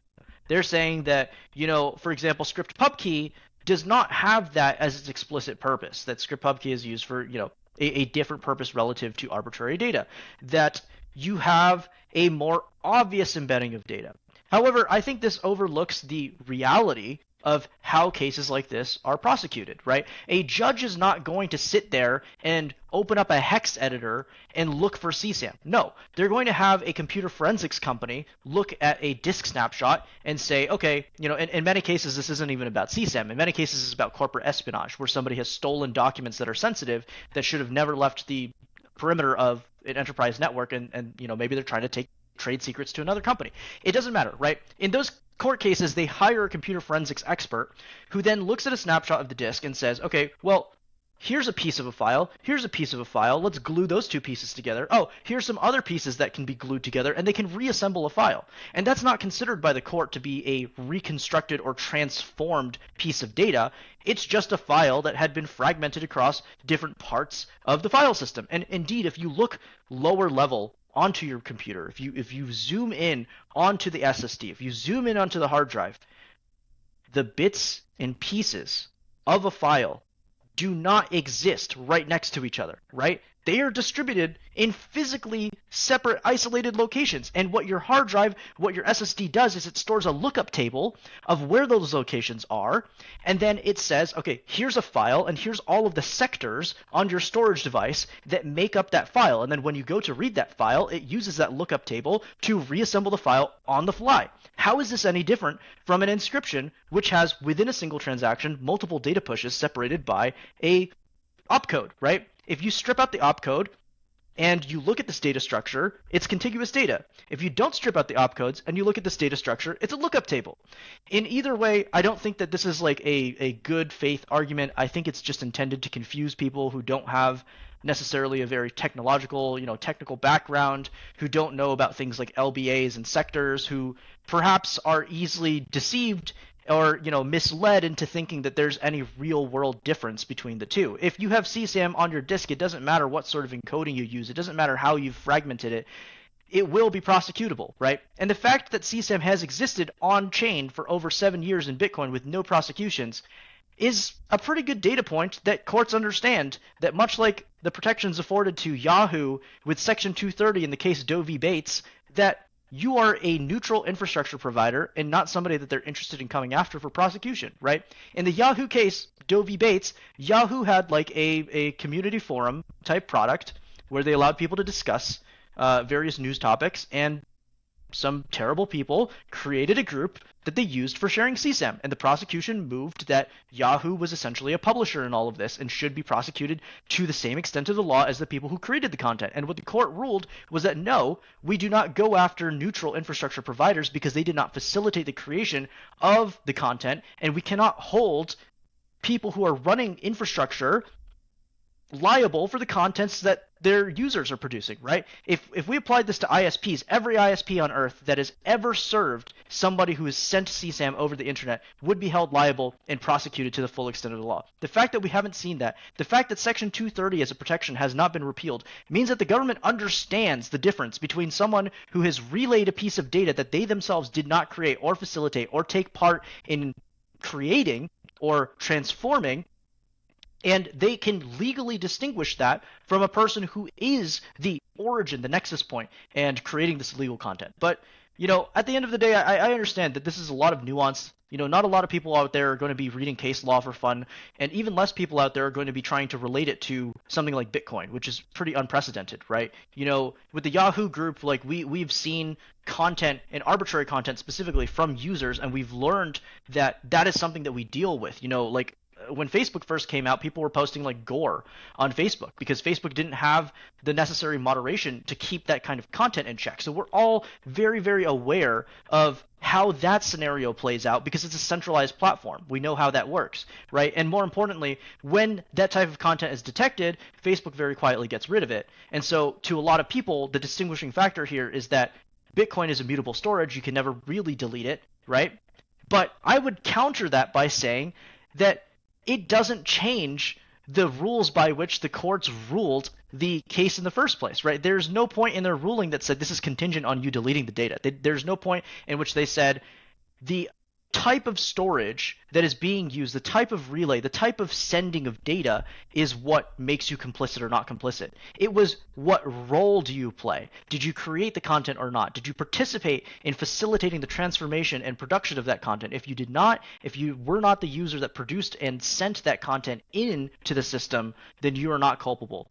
And I think that will be the doctrinal way that we approach this as the courts and as the law catches up to Bitcoin as it exists, because again, it's very new relative to everything. But whenever we look at law, as long as there's not case law precedent that exactly matches, the best that we can do is looking at similar cases and trying to come up with, okay, what are the guidelines? What are the standards by which this ruling was reached?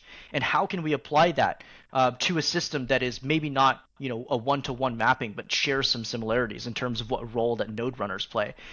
Even Giacomo, who is a self-described, neutral party in all of this, says that the only reason he does not run Core v30 is to send a social signal. He's not scared of things like CSAM risk. And this is coming from somebody who's close friends with Luke, right? I think that it's important to contextualize these things and keep them within the realm of objective reality instead of going to this hysterical place where, people are just getting extremely stressed out about this threat that doesn't actually exist. At least not in the form that, the people that they've been hearing it from. I guess you'd put it as this is an already existing risk. It's not a new risk. Exactly, yeah. And Core v30 did not introduce any new attack surfaces to Bitcoin. All it did was align consensus with policy, which is something that I've always believed is sensible. Now, another big Knots camp talking point is this notion of, inscriptions could have been stopped in 2023, right? Their idea is, okay, Luke put in a PR in, I think, September 2023, which I think it was rejected, but if it was accepted, it would have come in December. But by then, there was a lot of UTXO creation had already happened by then. But I think he's made this argument, well, look, Core could have done it before. And that's why, there are arguments made that, Core are either negligent or corrupt, that they could have tried to stop inscriptions by filtering it earlier with, by trying to make data carrier size also relate to that. Do you have a view on that? Was that actually feasible? Would it have actually happened that way, or do you think it would happen some other way? I think it's fairly unlikely that anything would have really come about from trying to block inscriptions. I think maybe the most charitable explanation that I have here is that if you introduced enough friction in the beginning, early parts of when inscriptions were first starting to take hold, you might have been able to induce a form of infant mortality where it never really got to get to a place where, it has built up enough momentum that there would be enough drive for people to update ORD. But unfortunately, I think that this really doesn't hold up to scrutiny. Earlier today, I think maybe it was yesterday, there was a discussion with Super Testnet, and the argument was basically, what if we just soft fork every year to ban the type of inscription data envelope, right? Right now we use like the OPIF envelope, and that's why it's part of BIP 444. What if we just keep doing that? So if we ban OPIF and then Casey updates the envelope to use like op drop, for example, where you're just pushing elements onto the stack and then dropping them. What if we just soft fork again? And then we ban that, and then so on and so forth in perpetuity, right? Like annual soft forks essentially to get rid of spam and purify the chain. I think that there is an asymmetry here that a lot of people are not taking into account, right? When we talk about the shitcoin industry, when we talk about things like MetaMask, when we talk about like Rabby Wallet, when we talk about all of their ecosystem, they're built on essentially common core libraries, right? Each one of those wallet developers is not re-implementing the wheel. They're not building a whole bunch of stuff on top. They're mostly building UI stuff. All of the consensus, all of the code, all of the transaction crafting, all of that is handled by shared libraries between all of them, which means that they benefit from having a central location where they can update all of the logic and then be able to work around, the new consensus rules that you've rolled out as part of your soft fork. We can apply the same thing to ORD. Casey, if he wanted to, could drink a whole bunch of coffee and do an update to ORD on a weekly basis, right? He would be able to trivially outpace the update rate that Core ever could, assuming that Core was, willing to give Luke Dash Jr.'s idea a try. We would be going down the path of this cat and mouse game, and Casey would win. Now, it's a little bit demotivating to think about, right? Because I think a lot of people they have a good heart. They want to approach this from a perspective where, somebody should do something. We shouldn't just sit idly by. We should try and take some action, right? But if the action that you're taking is committing yourself to wasting a bunch of time and effort for a very, very temporary fix that will be undone by the next weekly update to ORD, it does kind of make you wonder if this is like a bike shedding moment, right? Where instead of shipping features that could actually benefit Bitcoin users like CTV or with the great script restoration where we can implement things like BLS, it does really make you wonder if it's just sucking all of the oxygen out of the room, and everybody's emphasis and focuses on this when they could be focusing on things that they can change, right? At the end of the day, with any permissionless network, you're having participants be able to jump on and start building without getting anybody's permission, right? As the name would suggest. You don't have to go and apply for a permit to build on top of Bitcoin, which means that if somebody finds a way to do data or arbitrary data embedding, they're going to do it, whether you like it or not. If you then go and try to ban them, and there's enough sufficient economic demand that they want to continue doing what it is that they're going to do, they're going to find a workaround. When you ban that workaround, it's just going to continue the cycle. And, quite frankly, there are some ways of embedding data arbitrarily that are not defeatable, right? Like BitMEX research talked about embedding data in such a way that you use encrypted data into the with private a very key, right? weak private key, and then you can grind the bytes to the private key until you find what the hidden data is there, right? There's not enough time for every single node on the network that's validating these transactions as they're witnessing them in the mempool to be able to grind those private keys. Maybe it takes like a week's time. But if the spammer is dedicated enough, they don't even need to rely on other spammers who want to view the data. They could just release the private key as well, out of band, right? If I embed a piece of data today that's a picture of my dog onto the Bitcoin blockchain and I encrypt it using GPG and a symmetric key, I could just wait a week, and if nobody's figured out the key and posted the image and said, wow, look at this, there's a dog picture in this transaction, I'll just release the key. Maybe I'll even make a website that has a off-chain stored copy of every single decryption key for the data embeds that I've made. Congratulations, you've now made a sealed version of an inscription. And in fact, even just the very nature of how inscriptions work illustrates this point, right? To embed an inscription onto Bitcoin, there are two stages.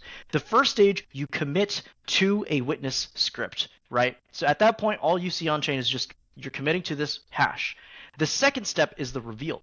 So even if you had some means of stopping all of the reveal stages, you'd also have to go after the commit stages, which makes it a little bit more difficult, right? Because you're not able to introspect into what's actually going on in the script.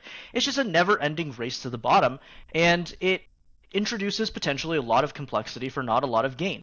The other example of this same sort of ideology of adding tons of complexity for not a lot of benefit was this hackathon project that was a PR to Knots that was a Lua-based rule engine.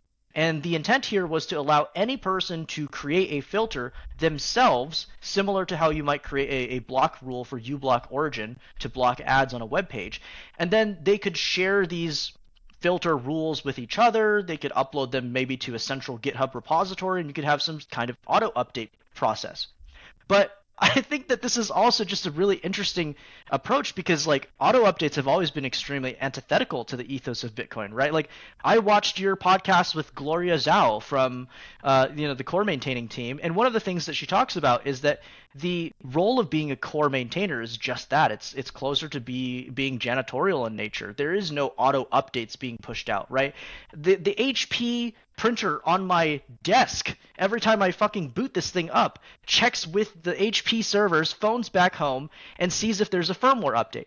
What do I know about what's in that firmware update? Absolutely nothing. I'm blindly downloading a new firmware update from the manufacturer of this device, and I hate it, right?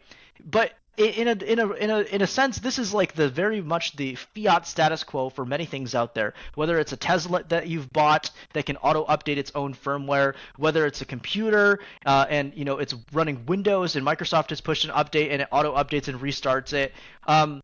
We've gotten so used to this concept of remotely pushed updates that we haven't stopped to think about how beautiful it is that this is not the case for Bitcoin, right? It might be a little bit frustrating when there's a new CVE or security vulnerability that comes out for Bitcoin and people aren't upgrading as quickly as, an auto update would allow us to do it. But it gives you full control. You are always in the driver's seat. And by taking that away from you and relying on a third party the logical conclusion of this is that Luke would just set up some sort of auto update server, and then Knots would, on every boot, check to see if your filter definitions are up to date, sort of like McAfee antivirus, and download the latest set of filters. And what happens if those filters are overly broad, right? Famously, like Luke had added a filter to this degen protocol that used an nlock time of 21. What if you have a legitimate monetary transaction that has an nlock time of 21 and it gets filtered out, right? Like there's also like the question of and I think there's some responsibility that needs to be shared here, but there's also the question of like when the CoinJoin protocol for Whirlpool had a op return that had more bytes than Luke would like. Luke asked them to change the spec, which I think is fair, right? He asked them to approach it and to make it more reasonable, to make it smaller so that it would fit. And when they explained to him that there are certain technical reasons for why they didn't want to do that, they had like a revenue sharing agreement at one point, and they wanted to be able to store not only an identifier for themselves, but also a partner's identifier. And then they maybe had like 20 bytes of padding that they could have gotten rid of. Their argument was that even if they slimmed down this protocol considerably, that it would still be over this arbitrary limit that Luke had set, right? And again, this clashes with the ethos of it being permissionless. There's no particular reason why Samurai's Whirlpool service should be the one that has to move in this game of chicken, right? They have just as much of a claim to using Bitcoin as much as any other user on the network. And the fact that they had built out this slightly large op return as part of their protocol didn't mean that they deserved to have their protocol get broken. For this reason, I think that ultimately filters are a nice way of expressing your node's intent. I think it is a good way for you to contain and constrain what your individual node is going to operate. I think once you start getting into the yes, if everyone would run this, then we could shape behavior, that's when it's starting to get a little bit delusional because, I just look at the compact block reconstruction rates, right? Like people are running very different mempool policies from one another because people have different priorities, right? One person who might want to set data carrier size 0 because they hate any kind of arbitrary data, even if they might have too broad of a stroke and hurt monetary transactions, is going to have very different incentives from somebody who's setting 100,000 or maybe just didn't know that it was raised to 100,000 and is just letting the defaults run. The consequences here are that if you're trying to use a filter as a means of shaping how behavior works, you're trying to make it do what consensus is there to do, right? As I stated at the very beginning of the podcast, a filter or a mempool policy is just a gentle nudge. It's a nudge. It's a little bit of a reminder from the nodes that, hey, if you're doing things this way and you're seeing that there's a higher failure rate than you expected, maybe you should make a slight adjustment and make it easier for yourself. And in the same process, make it easier for all of the nodes of the network to carry your transaction to a miner. It is not a hard stop, hard line policy that you're enforcing where you can unilaterally impose your will on the network unless you happen to Sybil attack it at the same time, right? And this is why the US government can't just spin up 100,000 nodes, blocking out any non-OFAC compliant transactions and bring Bitcoin to be a fully permissioned chain. It doesn't suddenly change when the subject of filtering is OFAC transactions versus spam, right? The censorship resistant nature of Bitcoin is going to be agnostic to the contents of the transaction. I see. Now, we've already been going for a while, for about 2 hours now, but I guess if we could just quickly cover your thoughts on the... Now, most of our discussion so far has been on the policy side of things. Obviously, there's the consensus side of the house. Now, recently, there has been the Dathan Ohm proposed concept, quote-unquote, reduced data, temporary soft fork. I guess people were incorrectly throwing around the title bit 444, and that kind of caught on as a bit of a meme, but I think technically they're trying to say it's RDTS, reduced data temporary soft fork. Can you just give us a kind of a quick overview on your thoughts on this? As I understand, it proposes, I think, 6 or 7 consensus rule changes, one of which is to lower the operator return size down to, I think, 83 bytes at consensus level, not a policy change, and like 6 or 7, I think 6 other changes. Can you just give us your quick thoughts on this? Do you agree, disagree? Where are you at? Yeah, so the RDTS, as put forward by Dathan Ohm, has become a little bit more palatable with time. When it first came out, it had two methods of deployment: a flag day type deployment, which we're all used to, and a reactive deployment, wherein if CSAM was embedded on chain and observable, there would essentially be a pre-coordinated 51% attack to reorg it out. Now, Dathan, after speaking to a bunch of people, realized that the reactive deployment was deeply unpopular, and removed that, along with some language around the legal liabilities of not running the soft fork, which was interpreted by many as a threat to basically run the soft fork or else. Now, approaching it from a technical standpoint, I think one of the things that stood out to me the most was actually based off of my own usage of Bitcoin. So Nunchuck Wallet, I'm not sure if you've ever used them, rolled out an update not too long ago that allows you to set an arbitrary miniscript, spending condition sort of string that allows you to say basically, all right, I love child A the most, so they'll be able to spend the funds soonest, and then I love child B the second most, so they'll be able to spend it a little bit longer from now, and child C the furthest, right, in terms of time locks. Now, products like this have existed on the market, namely Liana Wallet. That was one of the ones that I used back in the day to explain to my dad, actually, why Bitcoin was more than just peer-to-peer payments. It was actually being able to enforce contracts on chain, and you could hypothetically do away with your will. You could have your entire inheritance setup done on chain and enforced by Bitcoin's consensus rules. Now, the interesting thing here is that Liana Wallet, in their very conservative approach of implementing these miniscript type spending conditions within their wallet, is actually not vulnerable to something that my own version of Liana Wallet is. So Liana Wallet constructs a miniscript construction which doesn't end up with an op-if in a tap leaf. However, my solution does. And what it comes down to is basically, if a tap leaf's miniscript uses only straight line combinators, the resulting tap script doesn't have an op-if. But if you have a branching type miniscript fragment, then what the compiler for miniscript will do is it will realize, okay, let's say you have like 4 pub keys that can spend these funds. What you could do, yes, and this is what Luke believes you should do, is you could create spending conditions that each live in their own tap leaf. So you'd have one tap leaf here, another tap leaf here, another tap leaf here, and another tap leaf here. The problem with that is that by separating them out into different tap leaves instead of having one tap leaf with op-if, is that the def goes from 0 to 1. So it actually ends up costing you more to execute in the case of having a particular pub key be used as a spending condition. So the miniscript compiler is quite smart, and if it sees that your spending conditions align with it being cheaper, it will cost optimize for you, and it will actually pack the conditions into one tap leaf. Now, Dathan Ohm's RDTS does include, to his credit, a exclusion for any existing UTXOs on chain that would be used for an input. However, this is where it starts to get into a little bit scarier territory. Many people, for one reason or another, don't want to commit funds to their inheritance setup right away. They might create a pre-signed transaction instead, and then on the activation or a particular sort of event that has occurred, let's say for me that is my will, my lawyer would have a hex representation, or maybe it's a QR code, I don't know. It could be either one of those. And upon my death, he would be instructed to scan that QR code or take that hex string and paste it into mempool space, thus broadcasting the funding transaction, moving the funds from my cold wallet into this set of conditions. At that point, the time locks would start counting down, so maybe my wife has first dibs. She can spend the funds after 100 blocks, but if my wife is dead, I want my first child to be able to spend the funds. That's locked after 200 blocks. In that scenario, I would not enjoy the exemption because this would be a pre-signed transaction. The UTXO would not have existed on chain prior to the soft forked activation height. So in that situation, this would represent a freezing of my funds. When my lawyer goes to broadcast that transaction, assuming that the RDTS is activated, he would simply get an error.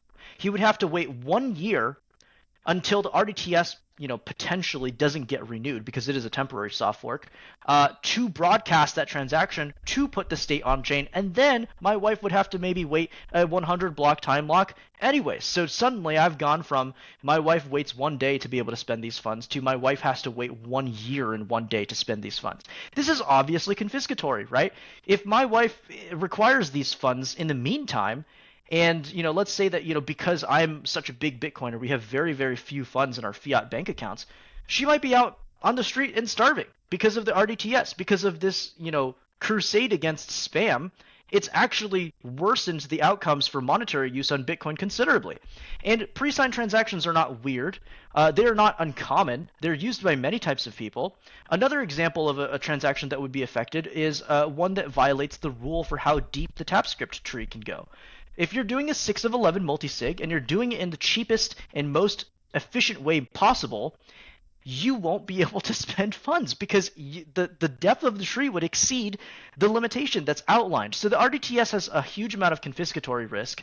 And how you define confiscation, I think, could be either more liberal or conservative, but I would say at the very least we could agree to disagree that even if it's not confiscatory, that it does freeze funds. And this is a significant contributor to why people don't like the RDTS. But personally, I don't like the RDTS because it breaks my pre-signed transaction flow, right? Like I am just another user who's using Bitcoin in a way that's not weird, in a way that's prescribed by the miniscript compiler, right? I didn't go out of my way to write a weird script. I didn't come up with that tapleaf script myself. I used miniscript, this higher level abstraction layer that is provided to me by Nunchuck, which is also a higher level abstraction layer. And my crime was not knowing that Luke doesn't like the way that I construct my script. Are you serious? Right? So I think that like these two in and of themselves are a good enough reason to not go through with the soft fork. But I also want to talk about the chain split risk. So as we know, we've been getting a lot of non-standard transactions getting mined. It happens pretty much every other block, if not every block. So the moment that the RDTS goes into activation, and a block that has content that BIP444 or the RDTS considers to be invalid, you would get a chain split where all of the enforcing nodes on the user-activated soft fork would continue extending the chain that is compliant. And then all of the legacy nodes that haven't updated would probably, given that I don't think a majority of the hash power will switch, continue building on the legacy chain or the original chain. In this situation, if it were to continue for a long enough period of time, we could see the formation of a new coin entirely, right? But a lot of people are confused because they see that it's a soft fork, and to them, soft fork is backwards compatible, and therefore a chain split is not on the table. But the difference here is that, traditionally in soft forks, what we did was we took an opcode that was just a success and we repurposed it and added additional validation on top of it. We didn't say that existing transactions under the existing rules would be made invalid.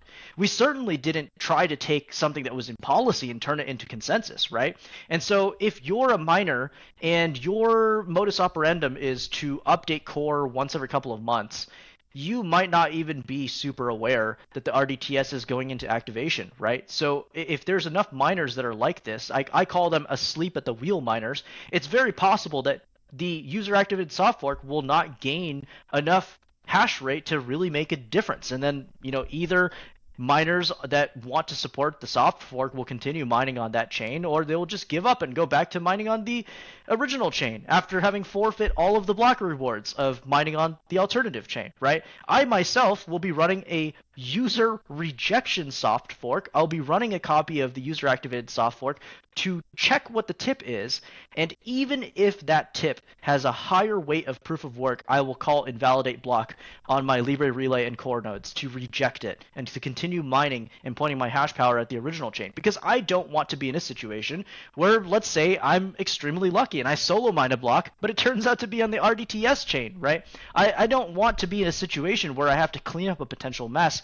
And so my conviction is so strong that even if the knots, crowd manages to convince enough of the hash power to switch over and mine on the user activated soft fork chain, I will refuse to do so, and I will continue invalidating those blocks on my main block template construction nodes. I think that it'll be really interesting to see how this plays out. There are some parallels to the 2017 block size wars. Interesting, yeah, and it is a bit of a evolving space because I think just a few days ago, it was initially intended to be, I think, February 1st, and just like a UASF, I think just a straight Flag I think Day, there were right? even some rumors and of at that, trying to do yeah. like a miner activated soft fork to get miners to basically flag their support, and then maybe a user activated soft fork as like the backup option of activation if that didn't go so Right. I well. think that might be what they've gone to I think next. I think so. that, And again, yeah, there's a as lot of opposed to what it was parallels with like the before. Yeah. 2017 block size wars here, right? Like many of the viewers may remember that when BIP 148 first came out, miners didn't necessarily like the idea a whole lot. So then eventually BIP 91 was put forward, which basically allowed miners to decide amongst themselves by signaling with flags whether or not they were going to support BIP 148. And then if they did, then BIP 48 would be enforced from a particular block height on.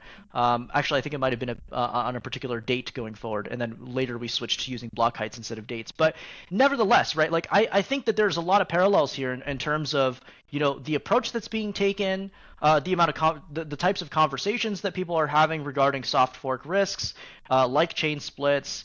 But I think the greatest difference actually between this and the 2017 block size war was that the 2017 block size war exposed a degree of dishonesty and also an existential threat to Bitcoin, which at the time was the ASIC boost technology. And for those who are unaware, ASIC boost was a particular technique that you could use to induce a approximate 20% efficiency improvement in ASIC miners by taking advantage of some entropy generation with the chunks of the block header. Without getting too deep into this, basically there were two types of variants. There was the overt kind of ASIC boost, which was observable on chain because you're twiddling with your inversion bytes in order to make this work. And then there was the covert method, which was actually manipulating Bitcoin transactions in order to find a collision in the Merkle root, specifically the last 4 bytes of it. And this covert one was sort of the point of contention. Like Gavin Anderson was defending this and saying that, this is just an efficiency improvement. Why would we try to go against this? While other Bitcoiners in the space were like, yeah, like obviously this is not a good thing. We don't want to give Bitmain this patent where they have a competitive advantage where, it's not widely available to everybody else. They've implemented this hack essentially in their hardware that gives them a huge, massive bonus in hash rate efficiency, right? And a lot of people at that time rightly pointed out that we should fix this. This is a bug. But the problem was that the incentives were not aligned because the miners were more than happy to hard fork SegWit in or to use extension blocks, which was a different way of implementing SegWit. And the reason why they wanted to do that was because it was compatible with covert ASIC boost, right? So this is sort of an admission of guilt to many people implicitly that, oh, well, why are you interested in these solutions that are specifically architected around the idea of preserving your competitive advantage in a way that's not provable, right? In a way that it's covert, and nobody can point at you and say, oh, well, you're using ASIC boost. I can see it right here in the block that you just mined. So that dishonesty created a schism between the miners who incorrectly believed that hash rate was what determined consensus, with the users in the economic majority, the exchanges. To be fair, the exchanges were kind of like, split on this one because they were selling like futures for the coin outcomes. But for simplicity's sake, let's just say the users, the exchanges, economic actors that were saving in Bitcoin, using Bitcoin, mining Bitcoin even in some cases, right? Some miners were not opposed to BIP 148. Most of it was just Bitmain because Bitmain had this competitive advantage through ASIC boost. It allowed us to explore the concept of, re-evaluating this 95% threshold, which many people had misinterpreted to be a vote by miners. It, in fact, was not a vote, right? Shaolin Fry, a Litecoin developer who also worked in the Bitcoin space in 2017, sends a mailing list post saying, okay, miners are probably going to feel some pressure from, people trying to get them to vote one particular way or not in adopting SegWit. Maybe they want to adopt SegWit 2x, like miners might not be in a position to upgrade even, right? They may not have the means to just go in and update their client software without having done audits, without having done some calculations on what their risk levels are, right? Like this isn't something that we want to make miners feel like they have to rush in terms of making a decision. And eventually, the community converges around Flag Day activation. We will do a enforcement at a predetermined time in the future. That settles things in a more stable manner, in a more predictable manner. Miners would have time to really think things through, and they could flag support for SegWit by consensus rule and eventually activate it. And this worked really well. Flagging started in August 1st, 2017, we started seeing more and more miners come on board. It was controversial to small blockers even to take the user-activated soft fork approach. It was seen by many as reckless and too risky. They wanted to take, a safer way of doing this activation. And if the BIP148 user-activated Softfork had failed, it could also give big blockers a huge lead, right? So there's a whole lot of stress. There's a whole lot of game theory going on where everybody was trying to figure out what everybody else was going to do. And even Greg Maxwell, one of the GOATs, opposed it, right? He said, I quote, "The primary flaw in BIP148 is by enforcing the activation of the existing non-user activated Softfork segment nodes, it almost guarantees a minor level of disruption. To hear some people, non-developers on Reddit and such, a few even see the forced orphaning of 148 as a virtue, that it's punitive for misbehaving miners. The reputation we earn for stability and integrity, for being a system of money that people can count on, will mean everything." I think this has huge parallels, right? With the RDTS, we just discussed that the reputation for stability, for uptime, for integrity, Bitcoin has never gone down. This is something that we really stake our entire identity on as Bitcoiners, right? Like we laugh at Solana when it goes offline. We laugh at Ethereum when it goes offline. We do these things because Bitcoin is so incredibly far ahead from a technical perspective, from an engineering quality perspective, that it's what really sets us apart. And that's why we say things like, Bitcoin, not crypto. It's what distinguishes us. To compromise these values in some misguided attempt to make spam consensus invalid and bringing on board all of the risks that we braved for activating SegWit, something that we needed desperately because it was an existential issue, makes you wonder, what are the actual motivations behind this soft fork? Are they really about spam, or are they about centralizing and seizing control of consensus changes, making it so that it's easier to push through more soft forks in the future, or perhaps scaring off would-be soft forks, right? Sending the message that, hey, you can try upgrading Bitcoin, we can always roll it right back. Right? What else? Why? What other purpose would there be in removing upgrade hooks unless it was a desire to ossify Bitcoin? And then let me just finish up with my comparison to 2017, and we can dive a little bit into the other topics here. But I see the most interesting thing here being that we had these two groups in 2017. Group A wanted to just not give a shit about what miners did. They just didn't care what miners thought one way or another. They would just reject blocks that are not SegWit. They would use the nodes that the users and the economic actors were running in order to enforce their will around SegWit. And then we had Group B, which wanted to just do a vibe check with miners and check that, okay, is a certain threshold of miners on board before we go through with this massive change that could risk a chain split. The fact that BIP91 was able to bring these two groups that were opposed to each other and allow them to reconcile their differences, I think is really nice, but unfortunately won't happen with the RDTS, right? The RDTS is far more opinionated. We don't have groups of people who are, ultimately wanting the same thing, but getting there through different means. We have people who are strictly opposed, diametrically opposed in terms of what they would like Bitcoin to be like. And so, yeah, ultimately, I think the misinterpretation by a lot of people from 2017 is that the people have the power, the little nodes defeated the minor giants. This is not what happened, right? This is an incorrect reading of what occurred. I think Paul Stork actually. I probably just butchered his name, but Paul Stork from TruthCoin, I think, puts it the best, which is that, talk is cheap. Miners signing a sheet of paper that says they're going to run SegWit 2x is not a meaningful signal of how they actually feel. Miners refusing to ever run a SegWit 2x client, on the other hand, is a perfect communication that they are in alignment with the economic majority, because at the end of the day, it is the miners that suffer from mining on a chain that is economically irrelevant. Their block rewards are worthless if they continue to mine on a chain where users refuse to adopt that chain as the canonical chain.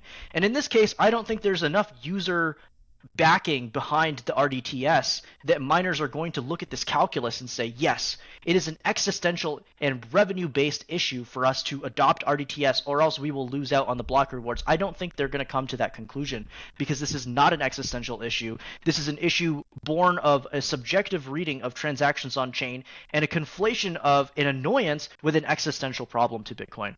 One other, I guess, broader kind of comment around programmability, I think maybe that seems to be another kind of a schism in a way, because I think some people, maybe more in the NOTs/RDTS camp, see it like, we want to minimize the vectors for spam, and if it means we have to cut down programmability, so be it. Whereas maybe the other side on this particular debate see it more like, no, actually, programmability is important to Bitcoin. It's how we encode things, whether that's Lightning, other L2s, inheritance, Absolutely, security, yeah. multi-sig, redundancy, these kinds of things. So do you see it in a similar way, or how do you see that split? Is that a good or a bad direction? I think programmability is extremely important. To sort of look at this a little bit more deeply, I think, I have looked at this from multiple perspectives. I've looked at this from the perspective of being a developer, where I am obviously pro improvements to Bitcoin. For example, I think ZK coins, which is something that Litecoin has talked about a lot on Twitter, would be a strict upgrade in privacy, but would require embedding zero knowledge proofs on chain, which is a form of arbitrary data storage, right? I think that that's very exciting to me, and I'm very pro programmability. I've thought about it from the perspective of my dad, who's not technical, who's just using Bitcoin to transact, and who's just using it to sort of, be a replacement to wire transfers or using Zelle or Venmo. I've thought about it from that perspective.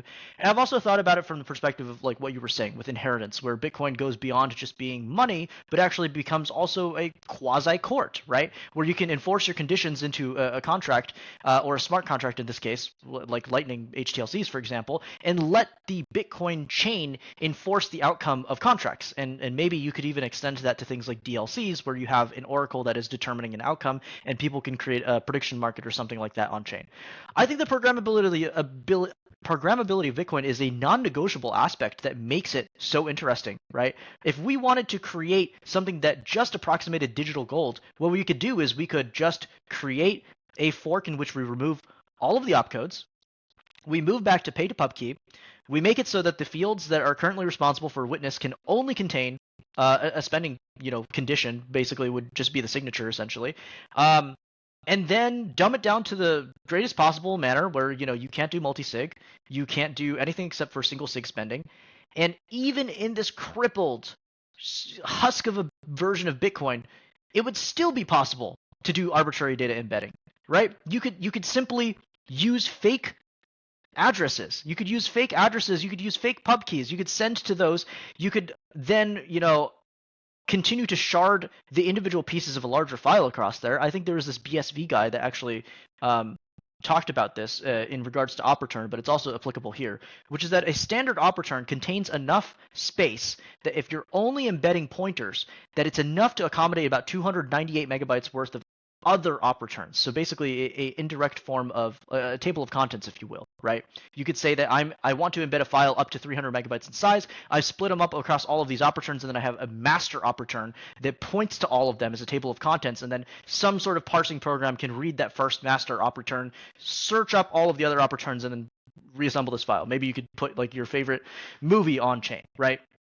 Now, I think that the problem that a lot of people struggle to grasp, the concept that a lot of people struggle to grasp, is that arbitrary data embedding is part of the very nature of any communication-based system. If I have a communication channel with you that's a phone line, right? I can build some sort of a data encoding protocol on top of that phone line, even though that phone line is only intending to communicate audio data from me to you through the microphone going into the landline and then coming out the other end through your speaker.